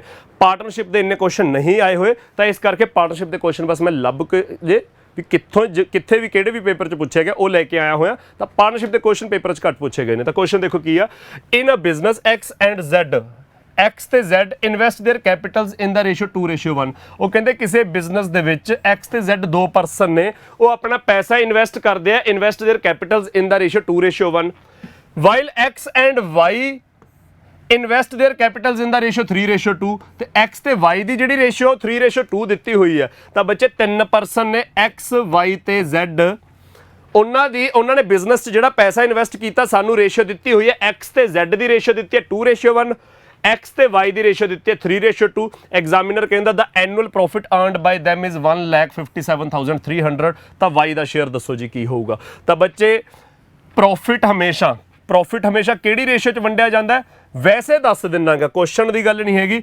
ਵੈਸੇ ਪ੍ਰੋਫਿਟ ਹਮੇਸ਼ਾ ਵੰਡਿਆ ਜਾਂਦਾ ਤੁਹਾਡਾ ਇਨਵੈਸਟਮੈਂਟ ਇਨਟੂ ਟਾਈਮ ਦੀ ਰੇਸ਼ੀਓ 'ਚ। ਵੈਸੇ ਪ੍ਰੋਫਿਟ ਹਮੇਸ਼ਾ ਇਨਵੈਸਟਮੈਂਟ ਇਨਟੂ ਟਾਈਮ ਦੀ ਰੇਸ਼ੀਓ 'ਚ ਵੰਡਿਆ ਜਾਂਦਾ ਹੈ ਪਰ ਜਿਹੜਾ ਕੁਐਸਚਨ ਆਪਾਂ ਕਰ ਰਹੇ ਆ ਉਹਦੇ ਵਿੱਚ ਤਾਂ ਟਾਈਮ ਸੇਮ ਹੈ। ਉਹ ਕਹਿੰਦੇ ਦੇ ਇਨਵੈਸਟ देयर ਕੈਪੀਟਲਸ ਐਨੂਅਲ ਲਿਖਿਆ ਹੋਇਆ ਸੌਰੀ ਐਨੂਅਲ ਦਾ ਮਤਲਬ ਪੂਰੇ ਸਾਲ ਦਾ। ਤਾਂ ਇਸ ਕੁਐਸਚਨ 'ਚ ਤਾਂ ਇਹੋ ਜਿਹਾ ਕੁਛ ਨਹੀਂ ਹੈਗਾ ਕਿ ਕੋਈ ਪਰਸਨ ਅੱਧ 'ਚ ਆ ਕੇ ਜੁੜ ਰਿਹਾ 4 ਮਹੀਨੇ ਲੇਟ ਆਇਆ ਜਾਂ ਕੋਈ ਪਰਸਨ ਚੱਲਦੇ ਬਿਜ਼ਨਸ ਦੇ ਵਿੱਚ ਛੱਡ ਕੇ ਚਲ ਗਿਆ ਇਹੋ ਜਿਹਾ ਤਾਂ ਕੁਛ ਨਹੀਂ ਹੈਗਾ। ਸਾਰੇ ਸ਼ੁਰੂ ਤੋਂ ਅਖੀਰ ਤੱਕ ਲੱਗੇ ਹੋਏ ਨੇ। ਤਾਂ ਬੱਚੇ ਜਦੋਂ ਸਾਰਿਆਂ ਦਾ ਟਾਈਮ ਸੇਮ ਹੈ ਤਾਂ ਟਾਈਮ ਕਾਊਂਟ ਹੀ ਨਹੀਂ ਹੋਊਗਾ ਪ੍ਰੋਫਿਟ ਇਨਵੈਸਟਮੈਂਟ ਦੀ ਰੇਸ਼ੀਓ 'ਚ ਵੰਡਿਆ ਜਾਊਗਾ। ਤਾਂ ਇਨਵੈਸਟਮੈਂਟ ਦੀ ਰੇਸ਼ੀਓ ਕੀ ਹੈ ਇਨਵੈਸਟਮੈਂਟ ਦੀ ਰੇਸ਼ੀਓ ਬੱਚੇ ਸਾਨੂੰ X ਤੇ Z ਦੀ ਦਿੱਤੀ ਹੈ 2:1 ਫਿਰ X ਤੇ Y ਦੀ ਰੇਸ਼ੀਓ ਦਿੱਤੀ ਹੋਈ ਹੈ 3:2। ਤਾਂ ਆਪਾਂ ਨੂੰ ਚਾਹੀਦੀ ਹੈ X Y ਤੇ Z ਦੀ ਕੰਬਾਈਨਡ ਰੇਸ਼ੀਓ। ਤਾਂ ਬੱਚੇ X Y Z ਦੀ ਕੰਬਾਈਨਡ ਰੇਸ਼ੀਓ ਕੀ ਆਜੂ ਤਾਂ ਇਹ ਕੁਐਸਚਨ ਤੁਹਾਡਾ ਪਾਰਟਨਰਸ਼ਿਪ ਦਾ ਨਾ ਹੋ ਕੇ ਰੇਸ਼ੀਓ ਦਾ ਕੁਐਸਚਨ ਹੈ ਰੇਸ਼ੀਓਜ਼ ਨੂੰ ਕੰਬਾਈਨ ਕਰਨਾ। ਤਾਂ ਬੱਚੇ ਰੇਸ਼ੀਓਜ਼ ਨੂੰ ਕਿਵੇਂ ਕੰਬਾਈਨ ਕਰਦੇ ਆ ਆ ਰੇਸ਼ੀਓ ਤੇ ਆ ਦੂਜੀ ਰੇਸ਼ੀਓ ਨੂੰ ਕੰਬਾਈਨ ਕਰਨਾ ਰੇਸ਼ੀਓਜ਼ ਕੰਬਾਈਨ ਹੋਣਗੇ ਜੇ ਕੁਝ ਕਾਮਨ ਹੈ ਤਾਂ ਕਾਮਨ ਕੀ ਹੈ X ਦੋਨੇ ਪਾਸੇ ਹੈ ਤਾਂ X ਬਰਾਬਰ ਹੋਊਗਾ ਪਹਿਲਾਂ ਬਰਾਬਰ ਹੋਊਗਾ ਐਲਸੀਐਮ ਲੈ ਕੇ 2 ਤੇ 3 ਦਾ ਐਲਸੀਐਮ ਪਹਿਲੀ ਰੇਸ਼ੀਓ 'ਚ X 2 ਹੈ ਦੂਜੀ 'ਚ X ਦੀ ਵੈਲਿਊ 3 ਹੈ ਤਾਂ X ਦੀ ਅਸਲ ਵੈਲਿਊ ਤਾਂ ਸੇਮ ਹੀ ਹੋਊਗੀ। ਤਾਂ X ਦੀ ਅਸਲ ਵੈਲਿਊ ਕੰਬਾਈਨਡ ਰੇਸ਼ੀਓ 'ਚ ਕੀ ਲਿਖਾਂਗੇ 2 ਤੇ 3 ਦਾ ਐਲਸੀਐਮ 6 ਤਾਂ Y ਦੀ ਵੈਲਿਊ ਕੀ ਹੋ ਜੂ ਬੱਚੇ ਜੇ X ਦੀ ਵੈਲਿਊ 6 ਹੈ X ਦੀ ਵੈਲਿਊ ਇਧਰੋਂ ਆਊਗੀ Y ਦੀ ਵੈਲਿਊ ਜੇ X ਦੀ ਵੈਲਿਊ 6 ਹੈ ਤਾਂ Y ਦੀ ਵੈਲਿਊ ਕੀ ਹੋ ਜੂ 4 3 ਦੀ ਦੁੱਗਣਾ 3 ਦੀ ਵੈਲਿਊ ਦੁੱਗਣੀ ਹੈ 2 ਦੀ ਵੈਲਿਊ ਵੀ ਦੁੱਗਣੀ ਹੋ ਜੂ 4 Z ਦੀ ਵੈਲਿਊ ਇਧਰੋਂ ਆਊਗੀ ਜੇ X ਦੀ ਵੈਲਿਊ 6 ਹੈ ਤਾਂ Y ਦੀ ਵੈਲਿਊ ਕਿੰਨੀ ਹੋਗੀ 3 ਤਾਂ ਬੱਚੇ XYZ ਦੀ ਰੇਸ਼ੋ ਕੀ ਆ ਗਈ 6:4:3। ਤਾਂ ਜੇ ਇਹਨਾਂ ਦੀ ਇਨਵੈਸਟਮੈਂਟ 6:4:3 ਦੇ ਵਿੱਚ ਹੈ ਤਾਂ ਇਹਨਾਂ ਦਾ ਪ੍ਰੋਫਿਟ ਵੀ 6:4:3 ਦੇ ਵਿੱਚ ਹੋਊਗਾ, ਕਿਉਂਕਿ ਪ੍ਰੋਫਿਟ ਇਨਵੈਸਟਮੈਂਟ ਦੀ ਰੇਸ਼ੋ 'ਚ ਜਾਣਾ, ਟਾਈਮ ਤਾਂ ਬਰਾਬਰ ਹੀ ਹੈ ਸਾਰਿਆਂ ਦਾ। ਤਾਂ ਪ੍ਰੋਫਿਟ ਵੀ 6:4:3। ਸਾਨੂੰ ਟੋਟਲ ਪ੍ਰੋਫਿਟ ਦਿੱਤਾ ਹੈ ਤਾਂ ਰੇਸ਼ੋ 'ਚ ਟੋਟਲ ਪ੍ਰੋਫਿਟ ਕਿੰਨਾ 6 ਤੇ 4 10 ਤੇ 3 13। ਰੇਸ਼ੀਓ ਦੇ ਵਿੱਚ ਟੋਟਲ ਪ੍ਰੋਫਿਟ ਕਿੰਨਾ 13 ਯੂਨਿਟ, ਜਿਹਦੀ ਵੈਲਿਊ ਕਿੰਨੀ ਹੈ 1,57,300 1,57,300। ਜੇ 13 ਯੂਨਿਟ ਦੀ ਵੈਲਿਊ ਇੰਨੀ ਹੈ, ਅਸੀਂ y ਦਾ ਸ਼ੇਅਰ ਦੱਸਣਾ, ਯਾਨੀ ਕਿ 4 ਦੀ ਵੈਲਿਊ ਦੱਸਣੀ ਹੈ। ਤਾਂ ਬੱਚੇ 13 ਦੀ ਵੈਲਿਊ ਇੰਨੀ ਹੈ ਤਾਂ 1 ਦੀ ਵੈਲਿਊ ਕਿੰਨੀ ਹੋਗੀ, ਡਿਵਾਈਡ ਬਾਈ 13 ਕਰ ਦਾਂਗੇ। ਡਿਵਾਈਡ ਬਾਈ 13 ਕੀਤਾ ਤਾਂ 13 × 1 13, 15 ਚੋਂ 13 ਗਏ 2 ਰਹਿ ਗਏ, 2 ਦੇ ਨਾਲ 7 ਲੱਗ ਗਿਆ 27, 13 × 2 26, 27 ਚੋਂ 26 ਨਿਕਲ ਗਏ, 1 ਰਹਿ ਗਿਆ, 1 ਦੇ ਨਾਲ 3 ਲੱਗ ਗਿਆ 13, ਫਿਰ 13 × 1 ਆ ਗਿਆ, ਪਿੱਛੇ 00, ਤਾਂ 1 to 1 00। 1 ਯੂਨਿਟ ਜੇ 12100 ਦੇ ਬਰਾਬਰ ਹੈ ਤਾਂ y ਦੀ ਸੈਲਰੀ, y ਦਾ ਸ਼ੇਅਰ 4 ਯੂਨਿਟ ਹੈ ਤਾਂ 4 ਦੀ ਵੈਲਿਊ ਕੀ ਹੋ ਜੂ 12100 ਦਾ 4 ਗੁਣਾ 48,400 ਰੁਪਏ। ਤਾਂ 48400 ਤੁਹਾਡਾ ਆਨਸਰ ਆ ਜਾਊਗਾ। 48400 ਫਸਟ ਆਪਸ਼ਨ ਦੇਖੋ ਜੀ, ਤੁਹਾਡਾ y ਦਾ ਸ਼ੇਅਰ ਆ ਜਾਊਗਾ। ਸਮਝ ਆ ਗਿਆ ਬੱਚੇ ਸਾਰਿਆਂ ਨੂੰ। ਦੂਜਾ ਇਹਦੇ ਵਿੱਚ ਆਪਸ਼ਨਸ ਦੇਖ ਕੇ ਮੈਨੂੰ ਅੰਦਾਜ਼ਾ ਹੋਇਆ ਕਿ ਐਡਾ ਕੈਲਕੂਲੇਟ ਕਰਨ ਦੀ ਲੋੜ ਵੀ ਨਹੀਂ ਸੀ ਹੈਗੀ, ਆਪਸ਼ਨਸ ਦੇਖ ਕੇ ਅੰਦਾਜ਼ਾ ਹੋਇਆ ਮੈਨੂੰ y ਦਾ ਸ਼ੇਅਰ, ਇੰਨੀ ਗੱਲ ਤਾਂ ਕਲੀਅਰ ਹੈ ਕਿ 4 ਦੇ ਬਰਾਬਰ ਹੈ। ਰੇਸ਼ੀਓ 'ਚ y ਦਾ ਸ਼ੇਅਰ 4 ਹੈ ਤਾਂ ਅਸਲ ਦੇ ਵਿੱਚ y ਦਾ ਸ਼ੇਅਰ 4 ਦਾ ਮਲਟੀਪਲ ਹੋਊਗਾ। ਪਤਾ ਲੱਗ ਰਿਹਾ 4 ਗੁਣਾ ਆ ਗਿਆ, 4 ਗੁਣਾ ਕਰਕੇ ਆ ਰਿਹਾ ਤਾਂ 4 ਦਾ ਮਲਟੀਪਲ ਹੈ। ਤਾਂ ਬੱਚੇ ਇੰਨੀ ਗੱਲ ਕਲੀਅਰ ਹੈ, ਜੇ ਅਸੀਂ y ਦਾ ਸ਼ੇਅਰ ਕੱਢਣਾ ਹੈ ਜੋ ਕਿ ਰੇਸ਼ੀਓ 'ਚ 4 ਹੈ ਤਾਂ ਉਹ 4 ਦਾ ਮਲਟੀਪਲ ਤਾਂ ਹੋਊਗਾ। ਤਾਂ ਕਿਹੜਾ ਆਪਸ਼ਨ 4 ਦਾ ਮਲਟੀਪਲ ਹੈ? 4 ਦਾ ਮਲਟੀਪਲ ਆਖਰੀ 2 ਡਿਜਿਟਸ ਤੋਂ ਪਤਾ ਲੱਗ ਜਾਂਦਾ। ਤਾਂ ਆਖਰੀ 2 ਡਿਜਿਟਸ ਦੇ ਵਿੱਚ ਔਡ ਨੰਬਰ ਤਾਂ ਹੋ ਨਹੀਂ ਸਕਦਾ, 10 ਵਾਲਾ ਵੀ ਹੋ ਨਹੀਂ ਸਕਦਾ, 82 ਵਾਲਾ ਵੀ ਹੋ ਨਹੀਂ ਸਕਦਾ, 00 ਵਾਲਾ ਹੋ ਸਕਦਾ। ਤਾਂ ਇੱਥੋਂ ਵੀ ਪਤਾ ਲੱਗ ਗਿਆ ਕਿ 4 ਦਾ ਮਲਟੀਪਲ ਸਿਰਫ ਪਹਿਲਾ ਆਪਸ਼ਨ ਹੈ। ਤਾਂ y ਦਾ ਪ੍ਰੋਫਿਟ ਕਿਉਂਕਿ 4 ਦਾ ਮਲਟੀਪਲ ਹੀ ਆਉਣਾ ਹੈ ਤਾਂ ਸਿਰਫ ਪਹਿਲਾ ਹੀ ਆਪਸ਼ਨ ਬਣਦਾ। ਤਾਂ ਇਹ ਵੀ ਬੱਚੇ ਆਪਣੇ ਕੋਲ ਚਾਂਸ ਹੈਗਾ ਜੇ ਦਿਮਾਗ ਮੌਕੇ ਤੇ ਕੰਮ ਕਰ ਜੇ। ਕਲੀਅਰ ਹੈ ਬੱਚੇ ਸਾਰਿਆਂ ਨੂੰ? ਤਾਂ ਇਹ ਆਪਣਾ ਬੱਚੇ ਪਾਰਟਨਰਸ਼ਿਪ ਚੈਪਟਰ ਦਾ ਪਹਿਲਾ ਕੁਐਸਚਨ ਸੀ। ਅੱਜ ਦੀ ਕਲਾਸ 'ਚ 2 ਕੁਐਸਚਨ ਹੋਰ ਮੈਂ ਪਾਰਟਨਰਸ਼ਿਪ ਚੈਪਟਰ 'ਚੋਂ ਲੈ ਕੇ ਆਇਆ। ਅਗਲਾ ਕੁਐਸਚਨ ਦੇਖੋ ਕੀ ਹੈ। ਕਮਲ ਸਟਾਰਟਿਡ ਅ ਬਿਜ਼ਨਸ ਇਨਵੈਸਟਿੰਗ ₹9,000। ਕਹਿੰਦੇ ਕਮਲ ਨੇ ਬਿਜ਼ਨਸ ਸ਼ੁਰੂ ਕੀਤਾ 9,000 ਰੁਪਏ ਇਨਵੈਸਟ ਕਰਕੇ ਸ਼ੁਰੂ ਕੀਤਾ ਕਮਲ ਨੇ। ਆਫਟਰ 5 ਮੰਥਸ, 5 ਮਹੀਨੇ ਬਾਅਦ ਕੀ ਹੋਇਆ? Sameer joined with a capital of 8,000। 5 ਮਹੀਨੇ ਬਾਅਦ ਸਮੀਰ ਉਹਨੂੰ ਜੁਆਇਨ ਕਰਦਾ ਵਿਦ ਅ ਕੈਪੀਟਲ ਆਫ 8,000। ਕਹਿਣ ਦਾ ਮਤਲਬ ਪਹਿਲੇ 5 ਮਹੀਨੇ ਤਾਂ ਕਮਲ ਇਕੱਲਾ ਰਿਹਾ, 9,000 ਦੀ ਇਨਵੈਸਟਮੈਂਟ ਹੈ। 5 ਮਹੀਨਿਆਂ ਬਾਅਦ ਸਮੀਰ ਵੀ ਆ ਗਿਆ ਵਿਦ ਅ ਕੈਪੀਟਲ ਆਫ 8,000। ਅੱਗੇ ਕਹਿੰਦੇ if at the end of the year ਦੇ ਅਰਨ ਅ ਪ੍ਰੋਫਿਟ ਆਫ 6,970। ਜੇ ਸਾਲ ਖਤਮ ਹੋਣ ਤੇ at the end of the year ਉਹਨਾਂ ਨੂੰ 6970 ਰੁਪਏ ਦਾ ਪ੍ਰੋਫਿਟ ਹੋਇਆ, then what will be the share of Sameer in the profit. ਤਾਂ ਸਮੀਰ ਦਾ ਸ਼ੇਅਰ ਦੱਸੋ। ਤਾਂ ਬੱਚੇ ਮੈਂ ਹੁਣੇ ਦੱਸਿਆ ਪ੍ਰੋਫਿਟ ਦੇ ਬਾਰੇ ਕੀ ਦੱਸਿਆ ਸੀ ਕਿ ਪ੍ਰੋਫਿਟ ਹਮੇਸ਼ਾ ਕਿਹੜੀ ਰੇਸ਼ੋ 'ਚ ਵੰਡਿਆ ਜਾਂਦਾ ਹੈ? ਪ੍ਰੋਫਿਟ ਹਮੇਸ਼ਾ ਵੰਡਿਆ ਜਾਂਦਾ ਹੈ ਇਨਵੈਸਟਮੈਂਟ ਇਨਟੂ ਟਾਈਮ ਦੀ ਰੇਸ਼ੀਓ 'ਚ। ਤਾਂ ਜਿਹੜੇ ਵੀ ਪਰਸਨਸ ਨੇ, ਚਾਹੇ ਕੁਐਸਚਨ 2 ਪਰਸਨਸ ਦੇ ਉੱਤੇ ਚਾਹੇ 3 ਪਰਸਨਸ ਦੇ ਉੱਤੇ ਹੈ, ਪ੍ਰੋਫਿਟ ਦੀ ਰੇਸ਼ੋ ਕੱਢਣ ਲਈ ਹਮੇਸ਼ਾ ਤੁਸੀਂ ਕੀ ਕਰਨਾ ਹੈ? Investment into time. ਦੂਜੇ ਦਾ ਵੀ ਇਨਵੈਸਟਮੈਂਟ ਇਨਟੂ ਟਾਈਮ, ਜੇ ਤੀਜਾ ਪਰਸਨ ਵੀ ਹੈ ਉਹਦਾ ਵੀ ਇਨਵੈਸਟਮੈਂਟ ਇਨਟੂ ਟਾਈਮ ਕਰਨਾ ਹੈ। ਤਾਂ ਬੱਚੇ ਆਪਾਂ ਅਗਲੇ ਕੁਐਸਚਨ 'ਚ ਕਮਲ ਤੇ ਸਮੀਰ ਦਾ ਪ੍ਰੋਫਿਟ ਕੁੱਲ 6970 ਹੈ, ਉਹਦੇ ਵਿੱਚੋਂ ਕਮਲ ਨੂੰ ਕਿੰਨਾ ਮਿਲੂ, ਸਮੀਰ ਨੂੰ ਕਿੰਨਾ ਮਿਲੂ, ਇਹ ਤਾਂ ਹੀ ਦੱਸਾਂਗੇ ਜੇ ਕਮਲ ਤੇ ਸਮੀਰ ਦੇ ਪ੍ਰੋਫਿਟ ਦੀ ਰੇਸ਼ੀਓ ਆਊਗੀ। ਤਾਂ ਉਹਨਾਂ ਦੇ ਪ੍ਰੋਫਿਟ ਦੀ ਰੇਸ਼ੀਓ ਕੱਢਣ ਦੇ ਲਈ ਆਪਾਂ ਕੀ ਕਰਨਾ ਹੈ? ਪ੍ਰੋਫਿਟ ਦੀ ਰੇਸ਼ੀਓ ਕੱਢਣ ਲਈ ਆਪਾਂ ਕੀ ਕਰਨਾ? Investment into time. ਤਾਂ ਬੱਚੇ ਕਮਲ ਦੀ ਇਨਵੈਸਟਮੈਂਟ 9,000 ਰੁਪਏ ਤੇ ਟਾਈਮ ਕਿੰਨਾ? ਕਮਲ ਨੇ ਬਿਜ਼ਨਸ ਸ਼ੁਰੂ ਕੀਤਾ ਤੇ at the end of the year, ਸਾਲ ਦੇ ਅਖੀਰ ਤੱਕ ਬਿਜ਼ਨਸ ਚੱਲਿਆ, ਅਖੀਰ ਤੱਕ ਰਿਹਾ ਤਾਂ 12 ਦੇ 12 ਮਹੀਨੇ ਰਿਹਾ। ਤਾਂ ਕਮਲ ਦਾ ਟਾਈਮ ਆ ਗਿਆ 12 ਮਹੀਨੇ। ਸਮੀਰ ਦੀ ਇਨਵੈਸਟਮੈਂਟ 8,000 ਪਰ ਉਹ ਸਾਲ ਦੇ ਅਖੀਰ ਤੱਕ ਤਾਂ ਰਿਹਾ ਪਰ 5 ਮਹੀਨੇ ਲੇਟ ਆਇਆ। ਤਾਂ 12 ਮਹੀਨਿਆਂ ਚੋਂ ਪਹਿਲੇ 5 ਮਹੀਨੇ ਉਹ ਨਹੀਂ ਹੈਗਾ ਤਾਂ ਉਹਦਾ ਸਮਾਂ ਕਿੰਨਾ ਆ ਗਿਆ ਬੱਚੇ? 7 ਮਹੀਨੇ ਦਾ। ਤਾਂ ਬੱਚੇ ਪ੍ਰੋਫਿਟ ਦੀ ਰੇਸ਼ੀਓ ਕੀ ਆ ਜੂ? 000 ਦੋਨੇ ਪਾਸੇ ਕੈਂਸਲ, 8 ਤੇ 12, 4 ਦੇ ਟੇਬਲ 'ਚ 2, 4 ਦੇ ਟੇਬਲ 'ਚ 3। ਤਾਂ ਪ੍ਰੋਫਿਟ ਦੀ ਰੇਸ਼ੀਓ ਆ ਗਈ ਤੁਹਾਡੀ 27:14। ਪ੍ਰੋਫਿਟ 27:14 ਦੇ ਵਿੱਚ ਹੈ ਤਾਂ ਸਾਨੂੰ ਕੁੱਲ ਪ੍ਰੋਫਿਟ ਦਿੱਤਾ ਹੋਇਆ 6970। ਤਾਂ ਬੱਚੇ ਪ੍ਰੋਫਿਟ ਜੇ ਟੋਟਲ ਦਿੱਤਾ ਹੈ ਤਾਂ ਰੇਸ਼ੀਓ 'ਚ ਟੋਟਲ ਕਿੰਨਾ ਬਣਿਆ? 27 ਤੇ 14 41। ਰੇਸ਼ੀਓ 'ਚ ਟੋਟਲ ਪ੍ਰੋਫਿਟ ਬਣਿਆ 41 ਯੂਨਿਟ, ਜਿਹਦੀ ਵੈਲਿਊ ਸਾਨੂੰ ਕਿੰਨੀ ਦਿੱਤੀ ਹੈ? 6970। ਤਾਂ 6970 ਤਾਂ 1 ਯੂਨਿਟ ਦੀ ਵੈਲਿਊ ਕਿੰਨੀ ਆ ਗਈ? 41 ਦਾ 1 ਗੁਣਾ 41, 69 ਚੋਂ 41 ਨਿਕਲੇ ਤਾਂ 28 ਰਹਿ ਗਿਆ, 28 ਦੇ ਨਾਲ 7 ਲੱਗ ਗਿਆ, 28 7, 4 1 ਦਾ ਮਲਟੀਪਲ 7ਵਾਂ, ਤਾਂ 41 ਦਾ 7ਵਾਂ ਮਲਟੀਪਲ ਪਿੱਛੇ 0 ਲੱਗੀ ਹੈ। ਤਾਂ ਬੱਚੇ 1 ਯੂਨਿਟ ਦੀ ਵੈਲਿਊ 170। ਅਸੀਂ ਸਮੀਰ ਦਾ ਪ੍ਰੋਫਿਟ ਦੱਸਣਾ ਹੈ, ਸਮੀਰ ਦਾ ਪ੍ਰੋਫਿਟ ਹੈ 14। जे 1 की वैल्यू 170 तो 14 की वैल्यू 14 गुणा 170 टेबल आउंदा होना चाहिए 14 का 17 गुणा होंदा 238 तो पिछे 0 लग जू 2380 बच्चे सैकेंड ऑप्शन तुहाडा आंसर आ गया। कैलकुलेशन सब दी आपो अपनी जे 14 गुणा 17 नहीं पता लग रहा 7 गुणा 17 119 हुंदा तो 14 उहदा दुगना है तो 119 का दुगना 238 पिछे 0 लगनी है तो 2380 साडा आंसर आ गया बच्चे इस क्वेश्चन का। यह बच्चे अपना पार्टनरशिप का क्वेश्चन सी। इस तो अगला क्वेश्चन देखो, ये भी पार्टनरशिप का क्वेश्चन है। A and B invest ₹8,000 and ₹9,000 in a business. A ने बिजनेस दे विच 8,000 रुपए इन्वेस्ट किए, बी ने 9,000 रुपए इन्वेस्ट किए, बट आफ्टर 4 मंथ्स की होया 4 महीने बाद की भाना वरत्या A withdraws half of his capital. A ने अपनी अद्धी इन्वेस्टमेंट कढवा ली एंड 2 मंथ्स लेटर होर 2 महीने बाद B withdraws 1/3 of his capital. तो मैं आ स्टेटमेंट समझाना, इन्नी गल तो सबनों समझ आ गई कि बिजनेस शुरू करने वेले ए ने 8,000 रुपए इन्वेस्ट किए, बी ने 9,000 रुपए इन्वेस्ट किए, ये गल सारे नूं समझ लग गई। 4 महीने बाद की होया, 4 महीने तक तो सुखी संधी चीज़ां ऐं चली गई। 4 महीने बाद ए नूं कोई दौरा पिया, मां दे पुत्त ने अपनी अद्धी इन्वेस्टमेंट विड्रॉ करवा ली। अद्धी इन्वेस्टमेंट कितनी बनी, 8,000 इन्वेस्ट किया, 4,000 है उहदा अद्ध, 4,000 कढवा लिया तो हुण उहदी इन्वेस्टमेंट सिर्फ 4,000 रहेगी। जिहड़ी शुरू च 8,000 इन्वेस्टमेंट सी 4 महीने तक, वो हुण 4,000 रहेगी। एंड 2 मंथ्स लेटर, अगले 2 महीने बाद, 4 महीने हो गए सी जदों ए ने करतूत खिलारी है, उस तो अगले 2 महीने बाद यानी कि शुरू तो 6 महीने बाद B withdraws 1/3 of his capital. B ने अपनी 1/3 कैपिटल कढवा ली, 9,000 का 1/3 3,000 कढवा लिया तो हुण उहदी इन्वेस्टमेंट सिर्फ 6,000 रहेगी। सो कहते in what ratio should they share the profits at the end of the year. तो आपां उन्हां दे प्रॉफिट्स की रेशियो दसनी है। तो बच्चे आह ए है, आह बी है, आपां प्रॉफिट्स की रेशियो दसनी है। तो प्रॉफिट की रेशियो आपां हमेशा किवें कढदे हां, इन्वेस्टमेंट इनटू टाइम। प्रॉफिट की रेशियो तो हमेशा आप यही सीखे ना, इन्वेस्टमेंट इनटू टाइम। पर इस सवाल दे विच ए दी इन्वेस्टमेंट सी 8,000, पर 4 महीने बाद उन्हें अपनी इन्वेस्टमेंट चेंज कर ली, अद्धी कढवा ली तो अद्धी रहेगी 4,000। बी दी इन्वेस्टमेंट सी 9,000, कुछ टाइम बाद 6 महीने बाद उन्हें चेंज करवा ली। तो इस क्वेश्चन च इन्हां दी इन्वेस्टमेंट चेंज हो रही है ना, कि इन्नी इन्वेस्टमेंट इन्ने समय लई, इन्नी इन्वेस्टमेंट अगले इन्ने समय लई। तो बच्चे जदों इन्वेस्टमेंट चेंज हुंदी है उदों, बच्चे जदों तक इन्वेस्टमेंट चेंज नहीं हुंदी उदों तां इक्को ही स्लैब बनूगी इन्वेस्टमेंट इनटू टाइम दी।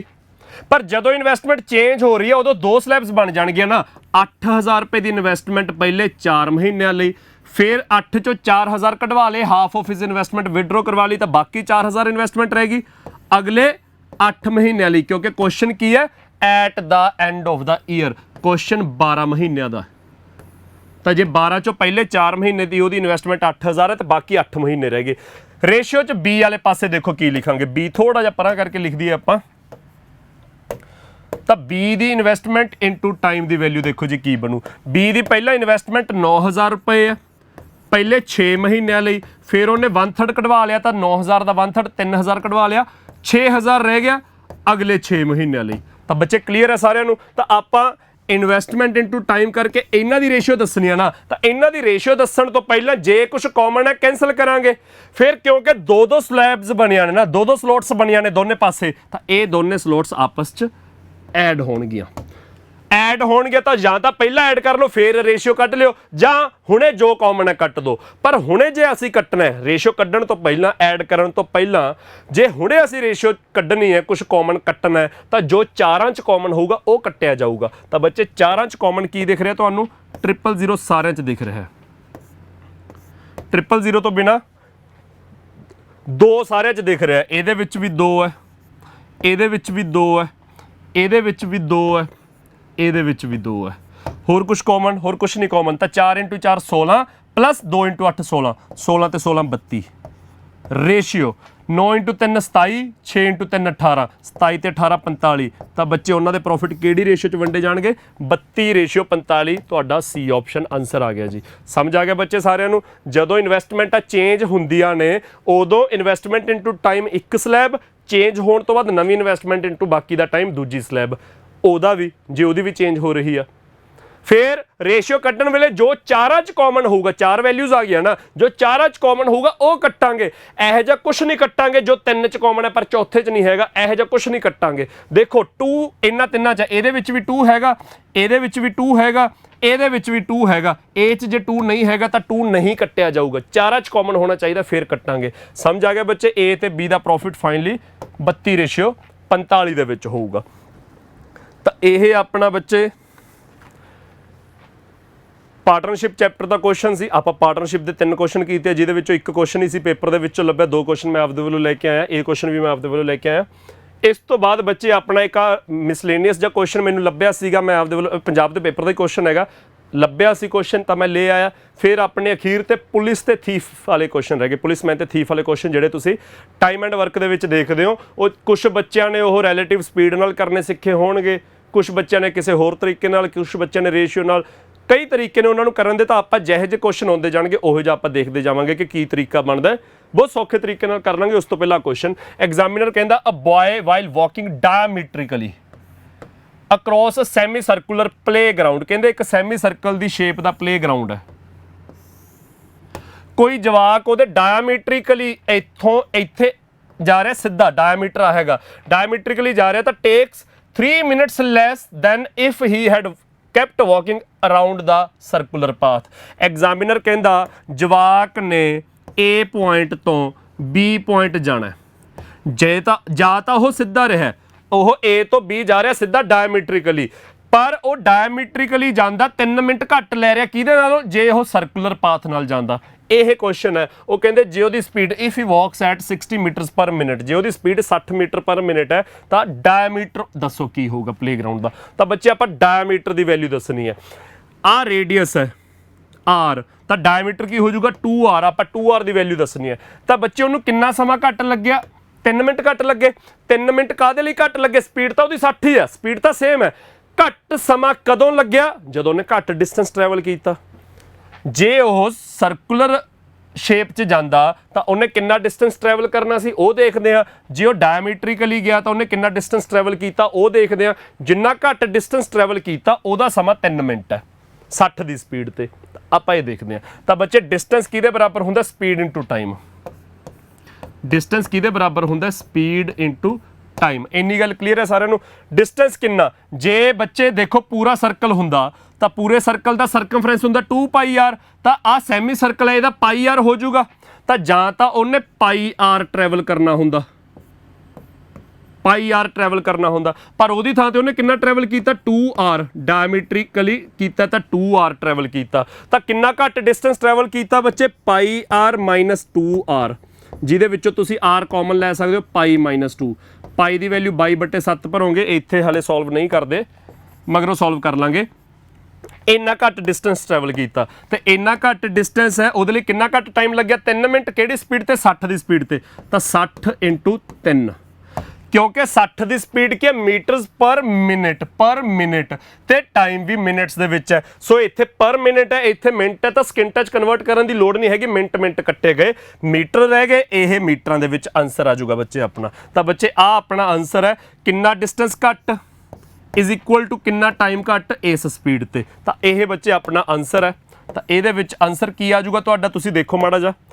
ਕੀ ਕਾਮਨ ਲੈ ਸਕਦੇ, ਆਰ ਕਾਮਨ ਲੈ ਲਿਆ, ਆਰ ਕਾਮਨ ਲੈ ਲਿਆ ਤਾਂ ਪਾਈ ਮਾਈਨਸ 2, 22/7 ਮਾਈਨਸ 2 ਕਿਹਦੇ ਬਰਾਬਰ, 180 ਦੇ ਬਰਾਬਰ। ਇਸ ਤੋਂ ਬਾਅਦ ਬਾਕੀ ਕੈਲਕੂਲੇਸ਼ਨ ਇੱਧਰ ਕਰਦੇ ਆਪਾਂ। 22/7 ਮਾਈਨਸ 2 ਕਿੰਨਾ ਹੋ ਗਿਆ, 7 ਉਧਰ ਚੱਲ ਗਿਆ, 2 ਨਾਲ 14, 22 ਮਾਈਨਸ 14 ਹੋ ਗਿਆ 8/7। ਤਾਂ R ਦਾ 8/7 ਕਿਹਦੇ ਬਰਾਬਰ ਹੈ, 180। ਤਾਂ 8/7 ਪਰਲੇ ਪਾਸੇ ਚੱਲ ਜੂਗਾ, 7 ਉੱਪਰ 8 ਥੱਲੇ, ਤਾਂ ਇਹ ਹੋ ਗਿਆ 45 × 7/2। ਜੇ R ਦੀ ਵੈਲਿਊ ਬੱਚੇ 45 × 7/2 ਹੈ, ਧਿਆਨ ਨਾਲ ਦੇਖਿਓ, ਜੇ R ਦੀ ਵੈਲਿਊ 45 × 7/2 ਹੈ ਤਾਂ ਆਪਾਂ ਤਾਂ ਡਾਇਮੀਟਰ ਕੱਢਣਾ, ਯਾਨੀ ਕਿ 2r। ਤਾਂ 2r ਦੀ ਵੈਲਿਊ ਕਿੰਨੀ ਹੋ ਜੂ, 2 ਇੱਧਰ ਆ ਜਾਊਗਾ, ਤਾਂ 45 × 7। ਤਾਂ ਡਾਇਮੀਟਰ ਕਿੰਨਾ ਹੋ ਗਿਆ, 45 × 7 ਹੋ ਗਿਆ ਮੇਰੇ ਖਿਆਲ 'ਚ 315 ਮੀਟਰ। ਤਾਂ ਇਸ ਕੁਐਸਚਨ ਦਾ ਆਨਸਰ ਬੱਚੇ 315 ਮੀਟਰ। ਮਿਸਲੇਨੀਅਸ ਜਾਂ ਕੁਐਸਚਨ ਸੀ, ਵੈਸੇ ਟਾਈਮ ਸਪੀਡ ਡਿਸਟੈਂਸ ਚੈਪਟਰ ਦੇ ਵਿੱਚ ਵੀ ਮੰਨ ਸਕਦੇ ਹੋ ਇਸ ਕੁਐਸਚਨ ਨੂੰ। ਮੈਂਸੂਰੇਸ਼ਨ ਦਾ ਕੁਐਸਚਨ ਤਾਂ ਨਹੀਂ ਕਹਾਂਗੇ, ਟਾਈਮ ਸਪੀਡ ਡਿਸਟੈਂਸ ਦਾ ਕੁਐਸਚਨ ਹੈ। 315 ਮੀਟਰ ਆਨਸਰ ਆ ਗਿਆ। ਧਿਆਨ ਨਾਲ ਦੇਖ ਲਿਓ ਬੱਚੇ ਇਸ ਕੁਐਸਚਨ ਨੂੰ, ਕਿੰਨਾ ਘੱਟ ਡਿਸਟੈਂਸ ਟਰੈਵਲ ਕੀਤਾ, ਕਿੰਨਾ ਘੱਟ ਡਿਸਟੈਂਸ ਟਰੈਵਲ ਕੀਤਾ ਇਸੇ ਸਪੀਡ ਤੇ, ਇਸੇ ਸਪੀਡ ਤੇ ਕਿੰਨਾ ਘੱਟ ਡਿਸਟੈਂਸ ਟਰੈਵਲ ਕੀਤਾ, ਉਹਦੇ ਲਈ ਕਿੰਨਾ ਘੱਟ ਟਾਈਮ ਲੱਗਿਆ। ਤਾਂ distance is equal to speed into time. ਤਾਂ ਬੱਚੇ ਡਿਸਟੈਂਸ ਕਿੰਨਾ ਘੱਟ, ਪਾਈ ਆਰ ਦੀ ਥਾਂ ਤੇ 2r ਹੈ ਤਾਂ ਪਾਈ ਆਰ ਮਾਈਨਸ 2r ਕਿਹਦੇ ਬਰਾਬਰ, 60 ਦੀ ਸਪੀਡ ਤੇ 3 ਮਿੰਟ ਘੱਟ। ਤਾਂ ਬਰਾਬਰ ਪੁੱਟ ਕੀਤਾ, ਪਾਈ 22/7 ਪੁੱਟ ਕਰਾਂਗੇ ਤਾਂ r ਦੀ ਵੈਲਿਊ ਆ ਗਈ 45 × 7/2, ਪਰ ਆਪਾਂ ਡਾਇਮੀਟਰ ਕੱਢਣਾ ਯਾਨੀ ਕਿ 2r ਕੱਢਣਾ ਤਾਂ 2 ਉੱਪਰ ਆ ਜੂ, 45 × 7 ਆਂਸਰ ਆ ਗਿਆ 315 ਮੀਟਰ। ਤਾਂ ਬੱਚੇ ਇਹ ਕੁਐਸਚਨ ਹੈ। ਇਸ ਤੋਂ ਬਾਅਦ ਬਸ ਆਪਣੇ ਪੁਲਿਸਮੈਨ ਤੇ ਥੀਫ ਵਾਲੇ ਕੁਐਸਚਨ ਰਹਿ ਗਏ। ਉਸ ਤੋਂ ਪਹਿਲਾਂ ਮੈਂ ਅਨਾਉਂਸਮੈਂਟ ਕਰਦਾ ਕਿ ਬੱਚੇ ਆਪਣਾ PYQ ਵਾਲਾ ਜਿਹੜਾ ਇਹ ਸੈਸ਼ਨ ਚੱਲ ਰਿਹਾ ਹੈ, ਇਹਨੂੰ ਆਪਣਾ ਮਹੀਨੇ ਤੋਂ ਉੱਤੇ ਸਮਾਂ ਹੋ ਗਿਆ, ਜਿਹਦੇ ਵਿੱਚ ਆਪਾਂ 14 ਕਲਾਸਾਂ, ਅੱਜ 14ਵੀਂ ਮੈਥ ਦੀ ਕਲਾਸ ਆ, 14 ਕਲਾਸਾਂ ਦੋਨਾਂ ਸਬਜੈਕਟਸ ਦੀਆਂ ਲਾ ਲੀਆਂ। ਤਾਂ ਜੇ ਆਪਾਂ ਹਰ ਕਲਾਸ 'ਚ 15 ਤੋਂ 20 ਕੁਐਸਚਨ ਕਰਦੇ ਤਾਂ 250 ਕੁਐਸਚਨ ਆਪਾਂ ਮੈਥ ਦੇ ਕਰ ਲਏ, ਜਿਹਦੇ ਵਿੱਚ ਆਪਾਂ ਕੁਝ DI ਦੇ ਕੁਐਸਚਨਸ ਵੀ ਕੀਤੇ ਸੀ, ਮੈਥ ਦੇ ਕੁਐਸਚਨਸ ਵੀ ਕਰ ਲਏ ਸੀ। ਤੇ ਸਾਰੇ 250 ਦੇ 250 ਕੁਐਸਚਨ ਕੀ ਹੈ, ਜਾਂ ਤਾਂ ਪੰਜਾਬ ਦੇ ਪੁਰਾਣੇ ਪੇਪਰਾਂ 'ਚ ਪੁੱਛੇ ਗਏ ਨੇ, ਜਾਂ ਕੁਝ ਕੁਐਸਚਨ ਉਹਨਾਂ ਦੇ ਨਾਲ ਦੇ ਮੈਂ ਸਿਮਿਲਰ ਕੁਐਸਚਨਸ ਲੈ ਆਇਆ ਕਿ ਜੇ ਸੇਮ ਕੁਐਸਚਨ ਨਹੀਂ ਹੁੰਦਾ, ਸਟੇਟਮੈਂਟ ਚੇਂਜ ਕਰਕੇ ਹੁੰਦਾ ਤਾਂ ਫਿਰ ਇਹੋ ਜਿਹਾ ਜੋ ਉਹਦੀ ਵੀ ਪ੍ਰੈਕਟਿਸ ਕੀਤੀ ਆ। ਉਹੀ ਆਪਣਾ ਰੀਜ਼ਨਿੰਗ ਦਾ ਚੱਲ ਰਿਹਾ ਕਿ ਪੰਜਾਬ ਦੇ ਪੁਰਾਣੇ ਪੇਪਰ 'ਚ ਜਿੰਨੀ ਰੀਜ਼ਨਿੰਗ ਪੁੱਛੀ ਗਈ ਆ, ਟੌਪਿਕ ਵਾਈਜ਼, ਟਾਈਪ ਵਾਈਜ਼, ਉਹ ਆਪਾਂ ਸਾਰੀ ਕਵਰ ਕੀਤੀ ਹੈ। ਉਸ ਤੋਂ ਬਿਨਾਂ ਬੱਚੇ, ਕਿਉਂਕਿ ਪੰਜਾਬ ਦੇ ਪੇਪਰਾਂ 'ਚ ਹੁਣ ਪਿਛਲੇ ਕੁਝ ਸਾਲਾਂ ਤੋਂ ਜਿਹੜਾ ਟ੍ਰੈਂਡ ਚੇਂਜ ਹੋਇਆ, DI ਵੀ ਪੁੱਛੀ ਜਾਣੀ ਸ਼ੁਰੂ ਹੋਈ ਹੈ। PPSC DI ਪਹਿਲਾਂ ਤੋਂ ਪੁੱਛਦਾ ਸੀਗਾ, ਉਹਨੇ ਆਪਣੀ DI ਦੀ ਵੇਟੇਜ ਵਧਾਤੀ, ਲੈਵਲ ਵੀ ਚੱਕਤਾ। ਸਾਰਿਆਂ ਨੇ ਦੇਖਿਆ 2018 ਦੇ ਕੋਆਪਰੇਟਿਵ ਇੰਸਪੈਕਟਰ ਦੇ ਪੇਪਰ ਦੇ ਵਿੱਚ DI ਦਾ ਕੁਐਸਚਨ ਆਇਆ ਹੋਇਆ ਸੀ ਵੈਨ ਡਾਇਗਰਾਮ ਵਾਲਾ। PCS ਦੇ ਜਿਹੜਾ ਪੇਪਰ ਹਰ ਸਾਲ ਹੁੰਦਾ ਜਾ ਰਿਹਾ, 18-19 ਤੋਂ ਬਾਅਦ ਉਹਨਾਂ ਨੇ ਵੇਟੇਜ ਵੀ ਵਧਾਤੀ, ਕੁਐਸਚਨਸ ਵੀ ਥੋੜੇ ਜਿਹੇ ਟਫ ਪਾਉਣੇ ਸ਼ੁਰੂ ਕਰਤੇ, ਕੈਲਕੂਲੇਸ਼ਨ ਵਾਲੇ ਕੁਐਸਚਨਸ ਪਾਉਣੇ ਸ਼ੁਰੂ ਕਰਤੇ। ਤਾਂ PPSC ਨੇ ਹੁਣ ਬੱਚੇ ਨੈਬ ਤਹਿਸੀਲਦਾਰ ਦਾ ਪੇਪਰ ਲੈਣਾ ਆਪਣਾ ਅਗਲੇ ਹਫਤੇ 22 ਮਈ ਨੂੰ। ਫਿਰ ਕੋਆਪਰੇਟਿਵ ਇੰਸਪੈਕਟਰ ਦਾ ਪੇਪਰ ਕਦੋਂ ਵੀ ਹੋ ਸਕਦਾ ਹੈ। ਆਪਣਾ ਐਕਸਾਈਜ਼ ਇੰਸਪੈਕਟਰ ਦਾ ਪੇਪਰ ਨਿਕਲਿਆ ਆ, ਕੋਆਪਰੇਟਿਵ ਬੈਂਕ ਦੇ ਪੇਪਰ ਹੋਣੇ ਨੇ, ਆਪਣੇ ਪਟਵਾਰੀ ਨਿਕਲਣਾ, ਪੰਚਾਇਤ ਸੈਕਟਰੀ ਨਿਕਲਣਾ, ਪੰਜਾਬ ਪੁਲਿਸ ਦੀਆਂ ਭਰਤੀਆਂ ਨਿਕਲਣੀਆਂ ਨੇ। ਤਾਂ ਇਹਨਾਂ ਸਾਰੇ ਪੇਪਰਾਂ 'ਚ ਜਿਹੜੀ DI ਆਉਣੀ ਹੈ, ਉਹਨੂੰ ਆਪਾਂ ਫ੍ਰੀ ਆਫ ਕੋਸਟ ਇੱਕ ਸੈਸ਼ਨ ਸਟਾਰਟ ਕਰਕੇ ਕੰਪਲੀਟ ਕਰ ਰਹੇ ਹਾਂ, ਜਿਹਦੇ ਵਿੱਚ DI ਦਾ ਸਾਰਾ ਸਿਲੇਬਸ ਵੀ ਕਵਰ ਕਰ ਰਹੇ ਹਾਂ, ਨਾਲ ਪ੍ਰੈਕਟਿਸ ਕੁਐਸਚਨਸ ਕਰ ਰਹੇ ਹਾਂ ਕਲਾਸ ਦੇ ਵਿੱਚ ਹੀ, ਨਾਲ ਤੁਹਾਨੂੰ ਹੋਮਵਰਕ ਮਿਲ ਰਿਹਾ ਹੈ। ਤਾਂ ਉਹ ਆਪਣੀ ਰੋਜ਼ ਸਵੇਰੇ 10 ਵਜੇ ਸਕਸੈਸ ਟਰੀ ਦੇ YouTube ਚੈਨਲ ਤੇ ਕਲਾਸ ਹੁੰਦੀ ਹੈ, ਜਿਹਦੇ ਵਿੱਚ ਫੁੱਲ ਸਿਲੇਬਸ ਵੀ ਕਵਰ ਹੋ ਰਿਹਾ, ਪ੍ਰੈਕਟਿਸ ਕੁਐਸਚਨਸ ਵੀ ਮਿਲ ਰਹੇ ਨੇ। ਕਲਾਸ 'ਚ ਵੀ ਮੈਂ ਪ੍ਰੈਕਟਿਸ ਕੁਐਸਚਨਸ ਕਰਵਾ ਰਿਹਾ, ਨਾਲ ਤੁਹਾਨੂੰ ਹੋਮਵਰਕ ਵੀ ਦੇ ਰਿਹਾ। ਤਾਂ ਡੇਲੀ ਸਵੇਰੇ 10 ਵਜੇ ਆਪਣੀ ਇਹ DI ਦੀ ਕਲਾਸ ਹੁੰਦੀ ਹੈ। ਤਾਂ ਟਿਲ ਐਗਜ਼ਾਮ, ਨੈਬ ਤਹਿਸੀਲਦਾਰ ਦਾ 22 ਮਈ ਨੂੰ ਐਗਜ਼ਾਮ ਹੈ, ਤਾਂ 22 ਮਈ ਤੱਕ ਆਪਾਂ ਡੇਲੀ ਸਵੇਰੇ 10 ਵਜੇ ਇਹ ਸਿਲੇਬਸ ਕੰਪਲੀਟ ਕਰ ਰਹੇ ਹਾਂ, ਨਾਲ ਪ੍ਰੈਕਟਿਸ ਕਰ ਰਹੇ ਹਾਂ। ਤਾਂ ਇਹ ਵੀ ਤੁਸੀਂ ਫ੍ਰੀ ਆਫ ਕੋਸਟ ਆਪਣਾ ਜਿਹੜਾ ਇਹ YouTube ਚੈਨਲ ਹੈ ਸਕਸੈਸ ਟਰੀ ਪੰਜਾਬ ਦਾ, ਇਹਦੇ ਤੇ ਦੇਖ ਸਕਦੇ ਹੋ। ਇਸ ਤੋਂ ਬਾਅਦ ਬੱਚੇ ਆਪਣੇ ਆਖਰੀ ਟਾਈਪ ਦੇ ਕੁਐਸਚਨ ਜਿਹੜੇ ਬੱਚਿਆਂ ਨੇ ਕਮੈਂਟ ਸੈਕਸ਼ਨ 'ਚ ਕਹੇ ਹੋਏ ਸੀ, ਤਾਂ ਪੰਜਾਬ ਦੇ ਪੇਪਰਾਂ 'ਚੋਂ ਮੈਨੂੰ ਕੋਈ ਕੁਐਸਚਨ ਨਹੀਂ ਲੱਭਿਆ, ਮੈਂ ਆਪਦੇ ਵੱਲੋਂ SSC ਦੇ ਪੇਪਰਾਂ 'ਚ ਚੱਕ ਕੇ ਲੈ ਕੇ ਆਇਆ ਕੁਐਸਚਨ, ਪੁਲਿਸਮੈਨ ਤੇ ਥੀਫ ਵਾਲੇ ਕੁਐਸਚਨ। ਤਾਂ ਚੋਰੀ ਹੁੰਦੀ ਹੈ, ਕੀ ਹੁੰਦਾ ਹੈ, ਅ ਕਾਂਸਟੇਬਲ ਫੋਲੋਜ਼ ਅ ਥੀਫ। ਇੱਕ ਕਾਂਸਟੇਬਲ ਹੈ, ਉਹ ਚੋਰ ਦਾ ਪਿੱਛਾ ਕਰਦਾ ਹੈ। Who is 200 metre ahead of the constable. ਚੋਰ ਕਿੱਥੇ ਹੈ, ਪੁਲਿਸ ਵਾਲੇ ਤੋਂ, ਕਾਂਸਟੇਬਲ ਤੋਂ 200 ਮੀਟਰ ਅੱਗੇ ਆ। ਕੀ ਹੋਇਆ, ਪਿੱਛਾ ਕਰਨ ਦਾ ਮਤਲਬ ਤਾਂ ਇਹ ਹੈ ਕਿ ਥੀਫ ਵੀ ਭੱਜ ਰਿਹਾ ਹੈ, ਕਾਂਸਟੇਬਲ ਵੀ ਭੱਜ ਰਿਹਾ ਹੈ। ਪਿੱਛਾ ਕਰਨ ਦਾ ਮਤਲਬ ਤਾਂ ਇਹੀ ਹੈ ਨਾ, ਤੇ ਇਹਨਾਂ 'ਚ 200 ਮੀਟਰ ਦਾ ਡਿਫਰੈਂਸ ਹੈ, 200 ਮੀਟਰ ਥੀਫ ਅੱਗੇ ਹੈ। The constable and the thief run at the speed of 8 km/h and 7 km/h। ਕਹਿੰਦੇ ਥੀਫ 7 ਦੀ ਸਪੀਡ ਤੇ ਭੱਜ ਰਿਹਾ ਹੈ, ਕਾਂਸਟੇਬਲ 8 ਦੀ ਸਪੀਡ ਤੇ ਭੱਜ ਰਿਹਾ ਹੈ, 200 ਮੀਟਰ ਦਾ ਡਿਸਟੈਂਸ ਹੈਗਾ ਹੀ ਇਹਨਾਂ 'ਚ respectively. Then in what time will the constable catch the thief. ਉਹ ਟਾਈਮ ਪੁੱਛ ਰਹੇ ਨੇ, ਕਿਉਂਕਿ ਕਾਂਸਟੇਬਲ ਤੇਜ਼ ਹੈ ਨਾ, ਥੀਫ ਸਲੋ ਹੈ, ਤਾਂ ਕਿੰਨੇ ਟਾਈਮ ਦੇ ਵਿੱਚ ਕਾਂਸਟੇਬਲ ਹੈ ਜਿਹੜਾ ਥੀਫ ਨੂੰ ਫੜ ਲੂਗਾ। ਤਾਂ ਬੱਚੇ ਆਹ ਡਾਇਗਰਾਮ ਮੈਂ ਥੋੜੀ ਜਿਹੀ ਪ੍ਰੋਪਰ ਬਣਾਉਣਾ। ਆਹ ਕਾਂਸਟੇਬਲ ਹੈ, ਆਹ ਥੀਫ ਹੈ, ਇਹ ਦੋਨੇ ਭੱਜ ਰਹੇ ਨੇ। ਥੀਫ 7 ਦੀ ਸਪੀਡ ਤੇ ਕਾਂਸਟੇਬਲ 8 ਦੀ ਸਪੀਡ ਤੇ, ਦੋਨਾਂ ਦੀ ਸਪੀਡ km/h ਦੇ ਵਿੱਚ ਗਿਵਨ ਹੈ ਸਾਨੂੰ। ਉਹ ਕਹਿੰਦੇ ਇਹਨਾਂ ਦੇ ਵਿੱਚ 200 ਮੀਟਰ ਦਾ ਡਿਸਟੈਂਸ ਹੈ, ਇਹਨਾਂ ਦੇ ਵਿੱਚ 200 ਮੀਟਰ ਦਾ ਡਿਸਟੈਂਸ ਹੈ। ਤਾਂ ਉਹ ਕਹਿੰਦੇ ਜੇ ਐਂ ਭੱਜਦੇ ਜਾਂਦੇ ਨੇ ਤਾਂ ਕਿੰਨੇ ਟਾਈਮ ਦੇ ਵਿੱਚ ਜਿਹੜਾ ਕਾਂਸਟੇਬਲ ਹੈ ਉਹ ਥੀਫ ਨੂੰ ਜਾ ਕੇ ਫੜ ਲੂਗਾ। ਮੰਨ ਲਓ ਉਸ ਪੁਆਇੰਟ ਤੇ ਜਾ ਕੇ ਥੀਫ ਹੈ ਜਿਹੜਾ ਫੜਿਆ ਜਾਂਦਾ ਹੈ, ਤਾਂ ਕਿੰਨੇ ਟਾਈਮ ਦੇ ਵਿੱਚ ਕਾਂਸਟੇਬਲ ਥੀਫ ਨੂੰ ਫੜ ਲੂਗਾ। ਤਾਂ ਬੱਚੇ ਤੁਸੀਂ ਟਾਈਮ ਫਾਈਂਡ ਕਰਨਾ ਹੈ। ਟਾਈਮ ਹਮੇਸ਼ਾ ਕਿਹਦੇ ਬਰਾਬਰ ਹੁੰਦਾ, ਡਿਸਟੈਂਸ ਇਨ ਅਪੌਨ ਸਪੀਡ। ਟਾਈਮ ਹਮੇਸ਼ਾ ਕਿਹਦੇ ਬਰਾਬਰ, ਡਿਸਟੈਂਸ ਅਪੌਨ ਸਪੀਡ। ਤਾਂ ਕਿੰਨੇ ਟਾਈਮ ਦੇ ਵਿੱਚ ਕਾਂਸਟੇਬਲ ਹੈ ਜਿਹੜਾ ਥੀਫ ਨੂੰ ਫੜ ਲੂਗਾ, ਉਹ ਹੋਊਗਾ ਡਿਸਟੈਂਸ ਅਪੌਨ ਸਪੀਡ। ਪਰ ਕਿਉਂਕਿ ਦੋ ਆਬਜੈਕਟ ਮੂਵ ਕਰ ਰਹੇ ਨੇ ਨਾ, ਥੀਫ ਵੀ ਭੱਜ ਰਿਹਾ, ਕਾਂਸਟੇਬਲ ਵੀ ਭੱਜ ਰਿਹਾ, ਸੋ ਇਸ ਕਰਕੇ ਸਪੀਡ ਹੈ ਜਿਹੜੀ ਉਹ ਰਿਲੇਟਿਵ ਲਈ ਜਾਊਗੀ। ਤਾਂ ਬੱਚੇ ਟਾਈਮ ਹੈ ਜਿਹੜਾ ਉਹ ਸਾਡਾ ਮਿੰਟਾਂ ਦੇ ਵਿੱਚ ਹੈ, ਟਾਈਮ ਸਾਡਾ ਮਿੰਟਸ ਦੇ ਵਿੱਚ ਹੈ ਤਾਂ ਅਸੀਂ ਜਾਂ ਤਾਂ ਸਕਿੰਟਾਂ ਦੇ ਵਿੱਚ ਟਾਈਮ ਕੱਢ ਲਈਏ ਤੇ ਡਿਵਾਈਡ ਬਾਈ 60 ਕਰਕੇ ਮਿੰਟ ਆ ਜਾਣ, ਜਾਂ ਅਸੀਂ ਘੰਟਿਆਂ 'ਚ ਟਾਈਮ ਕੱਢ ਲਈਏ ਮਲਟੀਪਲਾਈ 60 ਕਰਕੇ ਮਿੰਟ ਆ ਜਾਣ। ਇਹ ਦੇਖਣਾ ਤਾਂ ਅਸੀਂ ਜੇ ਘੰਟਿਆਂ ਦੇ ਵਿੱਚ ਟਾਈਮ ਕੱਢਣਾ ਤਾਂ ਵੀ ਧਿਆਨ ਦੇਣਾ ਪਊਗਾ, ਜੇ ਅਸੀਂ ਸਕਿੰਟਾਂ 'ਚ ਕੱਢਣਾ ਤਾਂ ਵੀ ਧਿਆਨ ਦੇਣਾ ਪਊਗਾ ਕਿਉਂਕਿ ਆਪਸ਼ਨ ਮਿੰਟਸ ਦੇ ਵਿੱਚ ਹੈ। ਤਾਂ ਅਸੀਂ ਸਕਿੰਟਾਂ 'ਚ ਕੋਸ਼ਿਸ਼ ਕਰਦੇ ਹਾਂ। ਸਕਿੰਟਾਂ 'ਚ ਟਾਈਮ ਕਿੰਨਾ ਹੋਊਗਾ ਬੱਚੇ? ਜੇ ਇਹਨਾਂ ਦੇ ਵਿੱਚ 200 ਮੀਟਰ ਦਾ ਡਿਸਟੈਂਸ ਹੈ ਤਾਂ ਡਿਸਟੈਂਸ ਆ ਗਿਆ 200, ਮੀਟਰਾਂ ਦੇ ਵਿੱਚ ਹੀ ਲਿਖਾਂਗੇ ਕਿਉਂਕਿ ਆਪਾਂ ਟਾਈਮ ਸਕਿੰਟਾਂ ਦੇ ਵਿੱਚ ਕੱਢਣਾ ਹੈ। ਤਾਂ ਡਿਸਟੈਂਸ ਮੀਟਰਾਂ ਦੇ ਵਿੱਚ 200 ਡਿਵਾਈਡ ਬਾय ਸਪੀਡ 1 ਕਿਲੋਮੀਟਰ ਪਰ ਆਰ। ਰਿਲੇਟਿਵ ਸਪੀਡ, ਦੋ ਆਬਜੈਕਟ ਸੇਮ ਡਾਇਰੈਕਸ਼ਨ 'ਚ ਮੂਵ ਕਰ ਰਹੇ ਨੇ ਤਾਂ ਰਿਲੇਟਿਵ ਸਪੀਡ ਮਾਈਨਸ ਹੋ ਕੇ ਆਊਗੀ 8 - 7 1, ਪਰ 1 ਕਿਲੋਮੀਟਰ ਪਰ ਆਵਰ ਹੈ, ਉਹਨੂੰ ਮੀਟਰ ਪਰ ਸੈਕਿੰਡ 'ਚ ਕਨਵਰਟ ਕਰਨ ਲਈ 5/18। ਤਾਂ ਬੱਚੇ ਜਦੋਂ 1 ਦਾ 5/18 ਕਰਾਂਗੇ ਤਾਂ 5 ਥੱਲੇ 18 ਛਾਲ ਮਾਰ ਕੇ ਉੱਤੇ ਚੱਲ ਜੂਗਾ ਕਿਉਂਕਿ 1 ਦੇ ਨਾਲ 5 ਲੱਗਣਾ ਹੈ, 1 ਆਪ ਥੱਲੇ ਹੈ ਤਾਂ 5 ਤਾਂ ਨਾਲ ਥੱਲੇ ਹੀ ਰਹਿ ਜੂ, 18 ਉੱਪਰ ਚੱਲ ਜੂਗਾ। ਸੋ ਇਹ ਬੱਚੇ ਕਿੰਨਾ ਆ ਗਿਆ ਤੁਹਾਡਾ 720। ਤਾਂ 720 ਸਕਿੰਟ ਆ ਗਿਆ ਆਨਸਰ। 720 ਸਕਿੰਟ ਨੂੰ ਆਪਾਂ ਮਿੰਟਸ ਦੇ ਵਿੱਚ ਕਨਵਰਟ ਕਰਨਾ ਤਾਂ ਡਿਵਾਈਡ ਬਾਈ 60 ਕਰ ਦਾਂਗੇ, ਆਨਸਰ ਆ ਗਿਆ 12 ਮਿੰਟ। ਤਾਂ ਇਸ ਕੁਐਸਚਨ ਦਾ ਆਨਸਰ ਕੀ ਹੈ ਤੁਹਾਡਾ 12 ਮਿੰਟਸ। ਤਾਂ ਆਨਸਰ ਆ ਗਿਆ 12 ਮਿੰਟ। ਸਮਝ ਆ ਗਿਆ ਬੱਚੇ ਸਾਰਿਆਂ ਨੂੰ? ਜਦੋਂ ਤੁਸੀਂ ਟਾਈਮ ਕੱਢਣਾ ਹੈ ਉਦੋਂ ਤਾਂ ਡਿਸਟੈਂਸ ਅਪੋਨ ਸਪੀਡ ਲਾ ਦਿਓ ਤੇ ਸਪੀਡ ਹਮੇਸ਼ਾ ਰਿਲੇਟਿਵ ਰਹੂਗੀ।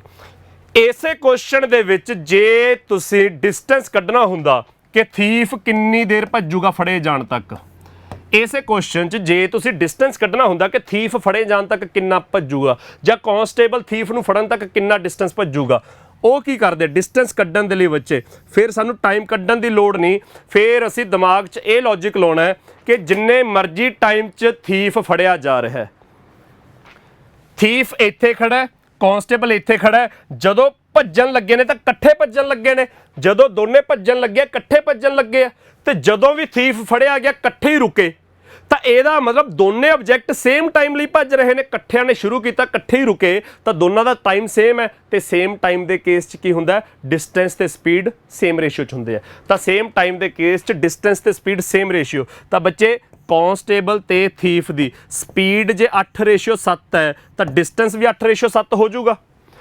ਜੇ ਡਿਸਟੈਂਸ ਕੱਢਣਾ ਹੋਵੇ, ਉਹ ਕੁਐਸਚਨ ਹੋ ਗਿਆ ਆਪਣਾ 12 ਮਿੰਟ ਆਨਸਰ ਆ ਗਿਆ। ਜੇ ਡਿਸਟੈਂਸ ਕੱਢਣਾ ਹੋਵੇ ਮੈਂ ਫੇਰ ਦੱਸ ਰਿਹਾ, ਤਾਂ ਬੱਚੇ ਸੇਮ ਟਾਈਮ ਦਾ ਕਨਸੈਪਟ ਮੈਂ ਸਮਝਾਤਾ ਕਿ ਇਹ ਸੇਮ ਟਾਈਮ ਦਾ ਤੇ ਸੇਮ ਟਾਈਮ ਦੇ ਕੇਸ 'ਚ ਡਿਸਟੈਂਸ ਤੇ ਸਪੀਡ ਦੀ ਰੇਸ਼ੀਓ ਬਰਾਬਰ ਹੁੰਦੀ ਹੈ। ਤਾਂ ਸਪੀਡ ਜੇ 8:7 ਹੈ ਤਾਂ ਡਿਸਟੈਂਸ ਵੀ 8:7।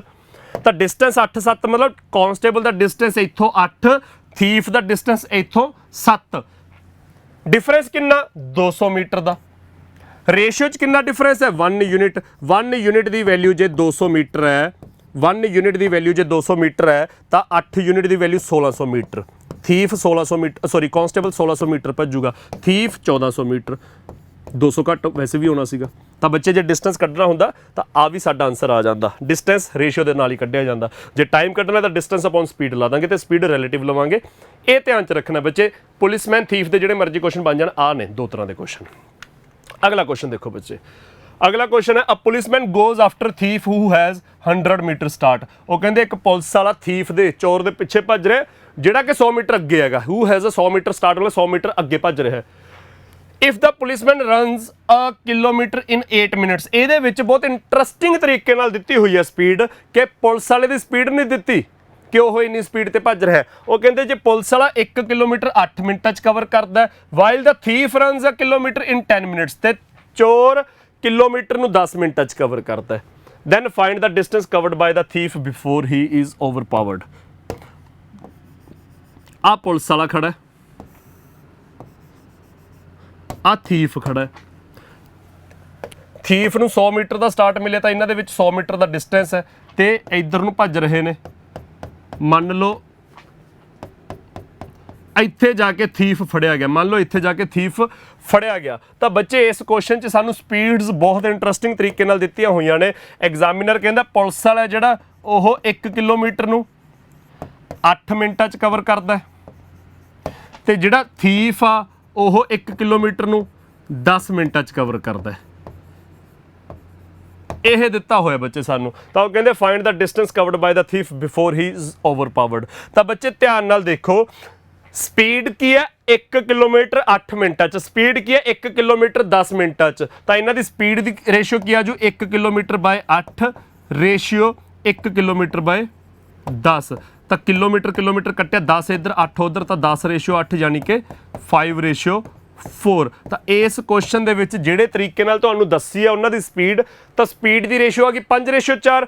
ਆਪਾਂ ਡਿਸਟੈਂਸ ਕੱਢਣਾ, ਮੈਂ ਕਿਹਾ ਸੀ ਡਿਸਟੈਂਸ ਕੱਢਣ ਵੇਲੇ ਤੁਸੀਂ ਹੋਰ ਕੁਝ ਨਹੀਂ ਕਰਨਾ, ਇਹ ਦੇਖਣਾ ਹੈ ਕਿ ਦੋਨੇ ਆਬਜੈਕਟ ਕਹਿ ਰਿਹਾ ਮੈਂ, ਦੋਨੇ ਬੰਦੇ ਸੇਮ ਟਾਈਮ ਤੇ ਭੱਜਣਾ ਸ਼ੁਰੂ ਕਰਦੇ ਤੇ ਸੇਮ ਹੀ ਟਾਈਮ ਤੇ ਰੁਕਣਗੇ। ਜਦੋਂ ਵੀ ਫੜਿਆ ਜਾਊਗਾ ਸੇਮ ਹੀ ਟਾਈਮ ਤੇ ਰੁਕਣਗੇ। ਤਾਂ ਸੇਮ ਟਾਈਮ ਦੇ ਕੇਸ 'ਚ ਕੀ ਹੁੰਦਾ, ਡਿਸਟੈਂਸ ਤੇ ਸਪੀਡ ਸੇਮ ਰੇਸ਼ੋ 'ਚ ਹੁੰਦੀ ਹੈ। ਤਾਂ ਬੱਚੇ ਪੁਲਿਸ ਵਾਲੇ ਦੀ ਤੇ ਥੀਫ ਦੀ ਸਪੀਡ ਕੀ ਹੈ 5:4, ਤਾਂ ਡਿਸਟੈਂਸ ਵੀ 5:4 ਹੋਊਗਾ। ਡਿਸਟੈਂਸ 5:4 ਹੈ ਤਾਂ ਸਾਨੂੰ ਡਿਸਟੈਂਸ ਦਿੱਤਾ ਉਹਨਾਂ ਦਾ ਡਿਫਰੈਂਸ, ਤਾਂ ਰੇਸ਼ੋ 'ਚ ਡਿਫਰੈਂਸ 1 ਯੂਨਿਟ, ਉਹਦੀ ਵੈਲਿਊ 100 ਮੀਟਰ। 1 ਦੀ ਵੈਲਿਊ 100 ਮੀਟਰ, ਤਾਂ ਆਪਾਂ ਡਿਸਟੈਂਸ ਕਵਰਡ ਬਾय ਥੀਫ ਫਾइंड ਕਰਨਾ ਹੈ। 4 ਦੀ ਵੈਲਿਊ ਬੱਚੇ ਫਾइंड ਕਰਨੀ ਹੈ। ਜੇ 1 ਦੀ ਵੈਲਿਊ 100 ਮੀਟਰ ਹੈ ਤਾਂ 4 ਦੀ ਵੈਲਿਊ 400 ਮੀਟਰ ਤੁਹਾਡਾ ਆਨਸਰ ਆ ਜਾਊਗਾ। ਬੱਚੇ ਇਹ ਤੋਂ ਸੌਖਾ ਤਰੀਕਾ ਕੋਈ ਨਹੀਂ ਹੈਗਾ ਡਿਸਟੈਂਸ ਕੱਢਣਾ। ਤਾਂ ਆਹ ਕਨਸੈਪਟ ਲੱਗ ਜਾਊਗਾ ਕਿ ਇਕੱਠੇ ਭੱਜ ਰਹੇ ਨੇ, ਇਕੱਠੇ ਰੁਕ ਰਹੇ ਨੇ, ਇਕੱਠੇ ਭੱਜਣ ਲੱਗੇ, ਇਕੱਠੇ ਰੁਕੇ, ਤਾਂ ਮਤਲਬ ਸੇਮ ਟਾਈਮ ਲਈ ਭੱਜ ਰਹੇ ਨੇ। ਸੇਮ ਟਾਈਮ ਦੇ ਕੇਸ 'ਚ ਕੀ ਹੁੰਦਾ, ਡਿਸਟੈਂਸ ਤੇ speed directly proportional to each other, ਮਤਲਬ ਸੇਮ ਰੇਸ਼ੀਓ। ਤਾਂ ਸਪੀਡ ਜੇ 5:4 ਹੈ ਤਾਂ ਡਿਸਟੈਂਸ ਵੀ 5:4 ਹੋ ਜਾਊਗਾ। ਡਿਫਰੈਂਸ 1 ਉਹ 100 ਮੀਟਰ ਹੈ, ਤਾਂ 4 400, ਜੇ ਪੁਲਿਸ ਵਾਲੇ ਦਾ ਪੁੱਛਿਆ ਹੁੰਦਾ 5 ਤਾਂ 500 ਮੀਟਰ ਆਨਸਰ ਆ ਜਾਂਦਾ। ਬੱਚੇ ਇਹ ਇਸ ਕੁਐਸਚਨ ਦਾ ਆਨਸਰ ਹੈ। ਤਾਂ ਇਹ ਬਹੁਤ ਇੰਟਰਸਟਿੰਗ ਕੁਐਸਚਨ ਹੈ ਤੇ ਆਹ ਧਿਆਨ ਨਾਲ ਦੇਖਣਾ ਕਿ ਸਾਨੂੰ ਸਪੀਡਸ ਕਿਵੇਂ ਦਿੱਤੀਆਂ ਹੋਈਆਂ ਨੇ। ਅਗਲਾ ਕੁਐਸਚਨ ਦੇਖੋ ਬੱਚੇ, ਇਹਦੇ ਵਿੱਚ ਅਗਲਾ ਕੁਐਸਚਨ ਹੈ ਅ ਥੀਫ ਸਟੀਲਸ ਕਾਰ। ਇੱਕ ਚੋਰ ਹੈ, ਉਹ ਕਾਰ ਚੋਰੀ ਕਰਕੇ ਭੱਜਦਾ ਐਟ 1:30 PM, 1:30 ਵਜੇ ਕਾਰ ਚੋਰੀ ਕਰਦਾ and drives it of at 40 kilometres ਪਰ ਆਵਰ। ਐਗਜ਼ਾਮੀਨਰ ਕਹਿੰਦਾ ਇੱਕ ਚੋਰ 1:30 ਵਜੇ ਕਾਰ ਚੋਰੀ ਕਰਦਾ ਤੇ 40 ਦੀ ਸਪੀਡ ਤੇ ਭਜਾ ਲੈਂਦਾ।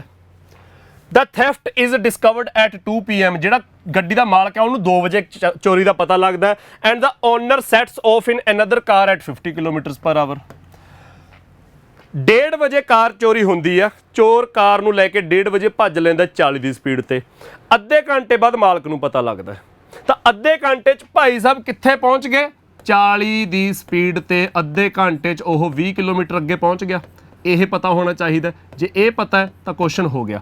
ਤਾਂ 40 ਦੀ ਸਪੀਡ ਤੇ ਅੱਧੇ ਘੰਟੇ 'ਚ, ਕਿਉਂਕਿ ਅੱਧੇ ਘੰਟੇ ਬਾਅਦ ਮਾਲਕ ਨੂੰ ਪਤਾ ਲੱਗੂ ਤੇ ਉਹਨੇ ਪਿੱਛਾ ਕਰਨਾ ਸ਼ੁਰੂ ਕਰਨਾ। ਤਾਂ ਜਦੋਂ ਉਹਨੇ ਪਿੱਛਾ ਕਰਨਾ ਸ਼ੁਰੂ ਕਰਨਾ ਉਦੋਂ ਉਹ 20 ਕਿਲੋਮੀਟਰ ਅੱਗੇ ਪਹੁੰਚ ਗਿਆ। ਤਾਂ ਹੁਣ ਆਹ ਦੇਖੋ ਜੀ, ਆਹ ਹੈਗਾ ਕਾਰ ਓਨਰ, ਆਹ ਹੈ ਚੋਰ। ਹੁਣ ਇਹ 40 ਦੀ ਸਪੀਡ ਤੇ ਜਾ ਹੀ ਰਿਹਾ, ਇਹਨੇ 50 ਦੀ ਸਪੀਡ ਤੇ ਪਿੱਛਾ ਕਰਨਾ ਸ਼ੁਰੂ ਕਰਤਾ। ਤਾਂ ਐਗਜ਼ਾਮੀਨਰ ਕਹਿੰਦਾ at what time will he overtake the thief, ਤਾਂ ਕਿੰਨੇ ਟਾਈਮ 'ਚ ਉਹ ਚੋਰ ਨੂੰ ਫੜ ਲੂਗਾ। ਵੈਸੇ ਓਵਰਟੇਕ ਲਿਖਿਆ ਹੋਇਆ, ਉਹਨੇ ਓਵਰਟੇਕ ਨਹੀਂ ਕਰਨਾ, ਮੂਰਖ ਨਹੀਂ ਹੈਗਾ, ਉਹਨੇ ਗੱਡੀ ਰੋਕਣੀ ਆਪਦੀ। ਮੰਨ ਲਓ ਇੱਥੇ ਲਿਜਾ ਕੇ ਉਹ ਕਾਰ ਓਨਰ ਹੈ ਜਿਹੜਾ ਚੋਰ ਨੂੰ ਫੜ ਲੈਂਦਾ। ਆਪਾਂ ਟਾਈਮ ਦੱਸਣਾ, ਤਾਂ ਟਾਈਮ ਦੱਸਣ ਵੇਲੇ ਬੱਚੇ ਆਹ ਗੱਲ ਕਲੀਅਰ ਹੈ ਕਿ ਇੱਥੇ 20 ਕਿਲੋਮੀਟਰ ਹੈ। ਜਦੋਂ 1:30 ਵਜੇ ਚੋਰੀ ਹੋਈ ਤਾਂ ਉਹ 40 ਦੀ ਸਪੀਡ ਤੇ ਭੱਜ ਲਿਆ। ਮਾਲਕ ਨੂੰ 2 ਵਜੇ ਪਤਾ ਲੱਗੂ, ਅੱਧੇ ਘੰਟੇ ਬਾਅਦ। ਤਾਂ ਜਦੋਂ ਮਾਲਕ 50 ਦੀ ਸਪੀਡ ਤੇ ਪਿੱਛਾ ਕਰੂਗਾ ਉਦੋਂ ਨੂੰ ਚੋਰ 40 ਦੀ ਸਪੀਡ ਤੇ ਅੱਧਾ ਘੰਟਾ 20 ਕਿਲੋਮੀਟਰ ਅੱਗੇ ਚੱਲ ਜੂ। ਤਾਂ ਇਹਨਾਂ 'ਚ 20 ਕਿਲੋਮੀਟਰ ਦਾ ਡਿਸਟੈਂਸ ਹੈ। ਤਾਂ ਬੱਚੇ ਆਪਾਂ ਨੂੰ ਐਗਜ਼ਾਮੀਨਰ ਨੇ ਟਾਈਮ ਪੁੱਛਿਆ ਕਿ ਐਟ ਵਟ ਟਾਈਮ, ਕਿੰਨੇ ਵਜੇ, 2 ਵਜੇ ਤੋਂ ਬਾਅਦ, ਕਿਉਂਕਿ 2 ਵੱਜ ਚੁੱਕੇ। 2 ਵਜੇ ਮਾਲਕ ਪਿੱਛਾ ਕਰਨਾ ਸ਼ੁਰੂ ਕਰ ਰਿਹਾ, 2 ਵਜੇ ਮਾਲਕ ਪਿੱਛਾ ਕਰਨਾ ਸ਼ੁਰੂ ਕਰ ਰਿਹਾ ਤੇ ਥੀਫ ਇੱਥੇ ਪਹੁੰਚ ਗਏ। 2 ਵਜੇ ਦਾ ਕੇਸ ਹੈ। ਇਸ ਤੋਂ ਬਾਅਦ ਕਿੰਨੇ ਵਜੇ ਐਗਜ਼ਾਮੀਨਰ ਕਹਿੰਦਾ ਉਹ ਫੜਿਆ ਜਾਊਗਾ। ਤਾਂ ਬੱਚੇ ਆਪਾਂ ਟਾਈਮ ਫਾइंड ਕਰਨਾ। ਟਾਈਮ ਕੀ ਹੋਊਗਾ, ਓਨਰ ਤੇ ਥੀਫ ਦੀ ਸਪੀਡ ਦੀ ਰੇਸ਼ੀਓ। ਓਨਰ ਤੇ ਥੀਫ ਦੀ ਸਪੀਡ ਦੀ ਰੇਸ਼ੀਓ 5:4 ਹੈ ਨਾ, 50 ਤੇ 40 5:4। ਜੇ ਸਪੀਡ 5:4 ਹੈ ਤਾਂ ਡਿਸਟੈਂਸ ਵੀ 5:4।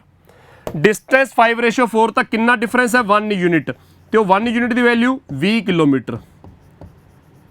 ਸੌਰੀ, ਆਪਾਂ ਡਿਸਟੈਂਸ ਨਹੀਂ ਫਾइंड ਕਰਨਾ ਬੱਚੇ, ਇਸ ਕੁਐਸਚਨ 'ਚ ਆਪਾਂ ਟਾਈਮ ਫਾइंड ਕਰਨਾ ਸੀ। ਮੈਂ ਡਿਸਟੈਂਸ ਫਾइंड ਕਰਨ ਲੱਗ ਗਿਆ ਕਿ ਕਿੰਨੀ ਦੂਰ ਜਾ ਕੇ ਫੜਿਆ ਜਾਊਗਾ। ਆਪਾਂ ਬੱਚੇ ਟਾਈਮ ਫਾइंड ਕਰਨਾ ਸੀ, ਤਾਂ ਮੈਂ ਕਿਹਾ ਸੀ ਡਿਸਟੈਂਸ ਅਪੋਨ ਸਪੀਡ। ਟਾਈਮ ਕਿਹਦੇ ਬਰਾਬਰ ਹੋਊਗਾ, ਡਿਸਟੈਂਸ ਅਪੋਨ ਸਪੀਡ। ਤੇ ਸਪੀਡ ਕਿਹੜੀ, ਰਿਲੇਟਿਵ। ਡਿਸਟੈਂਸ ਕਿੰਨਾ ਉਹਨਾਂ ਦੇ ਵਿੱਚ 20 ਕਿਲੋਮੀਟਰ ਦਾ, ਸਪੀਡ ਕਿੰਨੀ ਹੈ 10। ਡਿਸਟੈਂਸ ਕਿੰਨਾ 20 ਕਿਲੋਮੀਟਰ ਦਾ, ਰਿਲੇਟਿਵ ਸਪੀਡ ਕੀ ਹੈ 50 - 40 10। 0 ਨਾਲ 0 ਕੱਟੀ ਗਈ, ਤਾਂ 2 ਘੰਟੇ ਬਾਅਦ ਮਾਲਕ ਚੋਰ ਨੂੰ ਫੜ ਲੂਗਾ। ਤਾਂ 2 ਵਜੇ ਤੋਂ 2 ਘੰਟੇ ਬਾਅਦ, 2 ਵਜੇ ਤੋਂ 2 ਘੰਟੇ ਬਾਅਦ ਕਿੰਨਾ ਟਾਈਮ ਹੋ ਜਾਊਗਾ ਬੱਚੇ, ਸ਼ਾਮ ਦੇ 4 ਵੱਜ ਜਾਣਗੇ। ਚਾਹ ਪੀਣ ਤੋਂ ਪਹਿਲਾਂ ਪਹਿਲਾਂ ਚੋਰ ਫੜਿਆ ਜਾਊਗਾ। ਸਮਝ ਲੱਗ ਗਿਆ ਬੱਚੇ ਸਾਰਿਆਂ ਨੂੰ। ਤਾਂ ਇਹ ਬੱਚੇ ਆਪਣੀ ਅੱਜ ਦੀ ਕਲਾਸ ਸੀਗੀ। 4 ਵਜੇ ਚੋਰ ਫੜਿਆ ਜਾਊਗਾ, ਇਸ ਕੁਐਸਚਨ 'ਚ ਟਾਈਮ ਪੁੱਛਿਆ ਗਿਆ। ਤਾਂ ਜਿਹੜੇ ਬੱਚਿਆਂ ਨੇ ਥੀਫ ਪੁਲਿਸਮੈਨ ਵਾਲੇ ਕੁਐਸਚਨਸ ਕਹੇ ਹੋਏ ਸੀਗੇ, ਮੈਨੂੰ ਪੰਜਾਬ ਦੇ ਪੇਪਰ 'ਚ ਕੋਈ ਸਵਾਲ ਨਹੀਂ ਲੱਭਿਆ। ਤਾਂ ਇੱਕ ਕੁਐਸਚਨ ਜਿਹੜਾ ਪਹਿਲਾ ਕੁਐਸਚਨ ਹੈ ਉਹ ਮੈਂ SSC ਦੇ ਪੁਰਾਣੇ ਪੇਪਰ 'ਚੋਂ ਲੈ ਕੇ ਆਇਆ, ਸਿੰਪਲ ਕੁਐਸਚਨ ਹੈ।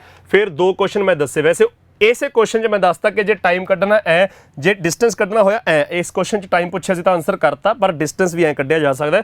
ਫਿਰ ਅਗਲੇ ਕੁਐਸਚਨ 'ਚ ਆਪਾਂ ਨੂੰ ਡਿਸਟੈਂਸ ਕੱਢਣ ਨੂੰ ਕਿਹਾ ਸੀ ਤਾਂ ਰੇਸ਼ੀਓ ਤੋਂ ਕੱਢ ਲਿਆ। ਅਗਲੇ ਕੁਐਸਚਨ 'ਚ ਟਾਈਮ ਕੱਢਣ ਨੂੰ ਕਿਹਾ ਸੀ ਤਾਂ ਡਿਸਟੈਂਸ ਅਪੋਨ ਸਪੀਡ ਤੋਂ ਕੱਢ ਲਿਆ। ਇਸ ਤੋਂ ਬਿਨਾਂ ਕੁਝ ਨਹੀਂ ਪੁੱਛਿਆ ਜਾਂਦਾ। ਕਿੰਨੇ ਕੁ ਵੈਰਾਈਟੀ ਆਫ ਕੁਐਸਚਨਸ ਬਣਦੇ ਆ, 2-3 ਕੁਐਸਚਨ ਮੈਂ ਅੱਜ ਦੀ ਕਲਾਸ 'ਚ ਤੁਹਾਨੂੰ ਕਰਾਏ ਨੇ। ਤਾਂ ਇਹ ਬੱਚੇ ਆਪਣਾ ਅੱਜ ਦਾ ਸੈਸ਼ਨ ਸੀਗਾ। ਡੇਲੀ ਆਪਣੀ 2 ਵਜੇ YouTube ਤੇ ਕਲਾਸ ਤਾਂ ਚੱਲਦੀ ਹੀ ਜਾ ਰਹੀ ਹੈ। ਇੱਕ ਦਿਨ ਜਿਹਦੇ ਵਿੱਚ ਆਪਾਂ ਕੁਆਂਟਸ ਕਰਦੇ, ਇੱਕ ਦਿਨ ਰੀਜ਼ਨਿੰਗ ਕਰਦੇ ਆ ਪੰਜਾਬ ਦੇ ਪੁਰਾਣੇ ਪੇਪਰ 'ਚ ਜਿੰਨਾ ਵੀ ਕੰਟੈਂਟ ਆਇਆ, ਕਿਉਂਕਿ ਆਮ ਤੌਰ ਤੇ ਸਭ ਨੇ ਦੇਖਿਆ ਹੈਗਾ। ਤੁਸੀਂ ਜੇ ਨਵੀਂ ਤਿਆਰੀ ਕਰਨ ਲੱਗੇ ਹੋ ਤਾਂ ਆਪਦੇ ਨਾਲ ਦਿਆਂ ਨੂੰ ਪੁੱਛੋ ਜਿਹੜੇ ਸਾਲ 1.5 ਸਾਲ ਤੋਂ ਤਿਆਰੀ ਕਰ ਰਹੇ ਨੇ ਜਾਂ 2-4 ਸਾਲਾਂ ਦਾ ਤਜਰਬਾ ਜਿਨ੍ਹਾਂ ਨੂੰ ਤਿਆਰੀ ਕਰਨ ਦਾ, ਕਿ ਪੰਜਾਬ ਦੇ ਪੁਰਾਣੇ ਪੇਪਰਾਂ 'ਚੋਂ ਕੁਐਸਚਨਸ ਅਕਸਰ ਰਿਪੀਟ ਹੁੰਦੇ ਨੇ। ਮੈਥ ਦੇ ਵੀ, ਰੀਜ਼ਨਿੰਗ ਦੇ ਵੀ, ਪੰਜਾਬ GK ਦੇ, ਅੰਗਰੇਜ਼ੀ ਜਾਂ ਪੰਜਾਬੀ ਦੇ ਵੀ ਹੁੰਦੇ ਨੇ, ਸਾਰੇ ਸਬਜੈਕਟਸ ਦੇ ਰਿਪੀਟ ਹੁੰਦੇ ਨੇ। ਤਾਂ ਉਹਦੇ ਲਈ ਆਪਾਂ ਮੈਥ ਤੇ GK ਦਾ ਸੈਕਸ਼ਨ ਥੋੜਾ ਜਿਹਾ ਧਿਆਨ ਨਾਲ, ਕਿ ਨੈਬ ਤਹਿਸੀਲਦਾਰ ਦੇ ਪੇਪਰ 'ਚ ਆਪਣਾ ਐਪਟੀਟਿਊਡ ਦਾ ਪੂਰਾ ਇੱਕ ਸੈਕਸ਼ਨ ਹੈਗਾ, ਕੋਆਪਰੇਟਿਵ ਇੰਸਪੈਕਟਰ 'ਚ ਆਪਣਾ ਐਪਟੀਟਿਊਡ ਦਾ ਇੱਕ ਪੂਰਾ ਸੈਕਸ਼ਨ ਹੈ ਜਿਸ 'ਚ ਮੈਥ ਰੀਜ਼ਨਿੰਗ ਹੋਣੀ ਆ। ਤਾਂ ਪੰਜਾਬ ਦਾ ਹੋਰ ਜਿਹੜਾ ਮਰਜ਼ੀ ਪੇਪਰ ਹੈਗਾ ਉਹਦੇ ਵਿੱਚ ਮੈਥ ਰੀਜ਼ਨਿੰਗ ਦਾ ਸੈਕਸ਼ਨ ਜ਼ਿਆਦਾ ਵੇਟੇਜ ਵਾਲਾ ਹੁੰਦਾ ਹੀ ਹੈ। ਤਾਂ ਉਹਨੂੰ ਧਿਆਨ 'ਚ ਰੱਖ ਕੇ ਆਪਾਂ ਪੰਜਾਬ ਦੇ ਪੁਰਾਣੇ ਪੇਪਰਾਂ ਨੂੰ ਸਾਰਿਆਂ ਨੂੰ ਫਰੋਲ ਲਿਆ ਇੱਕ ਵਾਰ। ਅਗਲੀਆਂ ਕਲਾਸਾਂ ਇਸੇ ਤਰ੍ਹਾਂ ਚੱਲਦੀਆਂ ਰਹਿਣਗੀਆਂ। ਦੁਪਹਿਰੇ 2 ਵਜੇ ਇਹ ਸੈਸ਼ਨ ਚੱਲਦਾ ਹੈ, ਸਵੇਰੇ 10 ਵਜੇ DI ਦਾ ਸੈਸ਼ਨ ਚੱਲੂਗਾ ਟਿਲ ਨੈਬ ਤਹਿਸੀਲਦਾਰ ਐਗਜ਼ਾਮ। ਤਾਂ ਉਸ ਤੋਂ ਬਾਅਦ ਨੈਬ ਤਹਿਸੀਲਦਾਰ ਦੇ ਪੇਪਰ ਤੋਂ ਬਾਅਦ, ਕਿਉਂਕਿ ਆਪਣਾ ਹੁਣ ਐਕਸਾਈਜ਼ ਇੰਸਪੈਕਟਰ ਦਾ ਵੀ ਪੇਪਰ ਨਿਕਲਿਆ ਆ, PSSS ਵੀ ਕਲਰਕ ਦੀਆਂ ਕਾਫੀ ਵਿਭਾਗਾਂ ਦੀਆਂ ਭਰਤੀਆਂ ਨਿਕਲੀਆਂ ਹੋਈਆਂ ਨੇ, ਆਪਣੀਆਂ ਕੋਆਪਰੇਟਿਵ ਬੈਂਕ ਦੀ ਆਪਣੀਆਂ ਹੁਣ ਪੋਸਟਾਂ ਨਿਕਲੀਆਂ ਹੋਈਆਂ ਨੇ, ਫਾਰਮ ਭਰਨਾ ਸ਼ੁਰੂ ਹੋ ਜਾਊਗਾ। ਅਗਲੇ ਸਮੇਂ 'ਚ ਪੰਜਾਬ ਪੁਲਿਸ ਦਾ ਪੇਪਰ ਵੀ ਨਿਕਲਣਾ, ਜਿਹਦੇ ਵਿੱਚ ਸਬ ਇੰਸਪੈਕਟਰ ਤੇ ਕਾਂਸਟੇਬਲ ਦੇਖਾਂਗੇ। ਪੰਚਾਇਤ ਸੈਕਟਰੀ ਕਿੰਨੇ ਟਾਈਮ ਤੋਂ ਕਹਿ ਰਹੇ ਨੇ, ਕਦੇ ਵੀ ਨਿਕਲ ਸਕਦੇ ਨੇ। ਤਾਂ ਜਿਹੜੇ ਹੁਣ ਐਗਜ਼ਾਮਸ ਆ ਰਹੇ ਨੇ ਉਹਨਾਂ ਨੂੰ ਧਿਆਨ 'ਚ ਰੱਖ ਕੇ ਆਪਾਂ ਸਪੈਸੀਫਿਕ ਕੁਝ ਸੈਸ਼ਨ ਸਟਾਰਟ ਕਰਾਂਗੇ। ਜਿਹੜੇ ਬੱਚਿਆਂ ਨੇ ਫੁੱਲ ਸਿਲੇਬਸ ਕਵਰ ਕਰਨਾ ਉਹਦੇ ਲਈ ਸਕਸੈਸ ਟਰੀ ਪੰਜਾਬ ਤੇ ਫੁੱਲ ਸਿਲੇਬਸ ਦਾ ਮਾਸਟਰ ਕੋਰਸ ਦਾ ਬੈਚ ਚੱਲਦਾ, ਕਿ ਪੰਜਾਬ ਦੇ ਪੁਰਾਣੇ ਪੇਪਰ ਕਹਿ ਰਿਹਾ, ਪੰਜਾਬ ਦੇ ਆਉਣ ਵਾਲੇ ਸਮੇਂ 'ਚ ਜਿੰਨੇ ਵੀ ਪੇਪਰ ਹੋਣਗੇ ਉਹਦੇ ਲਈ 6 ਮਹੀਨੇ ਦੀ ਵੈਲਿਡਿਟੀ ਵਾਲਾ ਇੱਕ ਬੈਚ ਹੈ, ਜਿਹਦੇ ਵਿੱਚ ਤੁਸੀਂ ਸਾਰਾ ਸਿਲੇਬਸ ਕਵਰ ਕਰੋਗੇ। ਮੌਕ ਟੈਸਟ ਤੁਹਾਨੂੰ ਨਾਲ ਮਿਲਣਗੇ, ਜਿਹੜੇ ਐਗਜ਼ਾਮਸ ਨਿਕਲਦੇ ਜਾਣਗੇ ਉਹਦੇ ਮੌਕ ਟੈਸਟ ਮਿਲਣਗੇ। ਇਸ ਤੋਂ ਬਿਨਾ ਕੋਈ ਐਗਜ਼ਾਮ ਹੈ ਉਹਦੇ ਵਿੱਚ ਕੋਈ ਸਪੈਸੀਫਿਕ ਸਬਜੈਕਟ ਹੋਣਾ ਜਿਹੜਾ ਹੋਰ ਪੇਪਰ 'ਚ ਨਹੀਂ ਹੋਣਾ। ਕੁਝ ਸਬਜੈਕਟ ਤਾਂ ਆਪਾਂ ਕਾਮਨ ਦੇਖਦੇ ਹਾਂ ਕਿ ਮੈਥ ਸਾਰਿਆਂ 'ਚ ਹੈ, ਰੀਜ਼ਨਿੰਗ ਇੰਗਲਿਸ਼ ਸਾਰਿਆਂ ਦੇ ਵਿੱਚ ਹੈ, ਪੰਜਾਬ GK ਸਾਰਿਆਂ 'ਚ ਹੈ, GS ਸਾਰਿਆਂ 'ਚ ਹੈ। ਕੁਝ ਸਬਜੈਕਟ ਜਿਹੜੇ ਪੰਜਾਬ ਦੇ ਪੇਪਰਾਂ 'ਚ ਕਿਸੇ ਇੱਕ ਪੇਪਰ 'ਚ ਆਉਂਦੇ, ਜਿਵੇਂ ਪਟਵਾਰੀ 'ਚ ਅਕਾਊਂਟਸ ਆਉਂਦਾ, ਐਗਰੀਕਲਚਰ ਆਉਂਦਾ, ਉਹ ਹੋਰ ਕਿਸੇ 'ਚ ਨਹੀਂ ਆਉਂਦਾ। ਐਕਸਾਈਜ਼ ਦੇ ਪੇਪਰ 'ਚ ਟੈਕਸੇਸ਼ਨ ਆਉਂਦਾ, ਕੋਆਪਰੇਟਿਵ ਬੈਂਕ ਦੇ ਇੰਸਪੈਕਟਰ ਦੇ ਪੇਪਰ 'ਚ ਜਾਂ ਕੋਆਪਰੇਟਿਵ ਬੈਂਕ ਦੇ ਮੈਨੇਜਰ ਜਾਂ ਕਲਰਕ ਦੇ ਪੇਪਰ 'ਚ ਬੈਂਕਿੰਗ ਦਾ ਸਬਜੈਕਟ ਆਉਂਦਾ। ਇਹ ਜਿਹੜੇ ਐਗਜ਼ਾਮ ਸਪੈਸੀਫਿਕ ਸਬਜੈਕਟ ਨੇ ਇਹਨਾਂ ਦੀ ਤਿਆਰੀ ਵੀ ਵਿੱਚ ਇਨਕਲੂਡਡ ਆ। ਤਾਂ ਮਾਸਟਰ ਕੋਰਸ ਦਾ ਬੈਚ ਹੈ ਜਿਹਦੇ ਵਿੱਚ ਤੁਸੀਂ ਫੁੱਲ ਸਿਲੇਬਸ ਕਵਰ ਕਰ ਸਕਦੇ ਹੋ। ਉਹਦੇ ਲਈ ਤੁਸੀਂ ਆ ਜਿਹੜੇ ਵੀਡੀਓ ਦੇ ਹੇਠਾਂ ਨੰਬਰ ਚੱਲ ਰਹੇ ਨੇ 9353000041 ਇਹਦੇ ਤੇ ਸੰਪਰਕ ਕਰ ਸਕਦੇ ਹੋ। ਬਾਕੀ ਆਪਣੇ ਸੈਸ਼ਨਸ ਬੱਚੇ ਚੱਲਦੇ ਜਾਣਗੇ। ਤਾਂ ਅਗਲੀ ਕਲਾਸ 'ਚ ਮਿਲਦੇ ਆ। Thank you.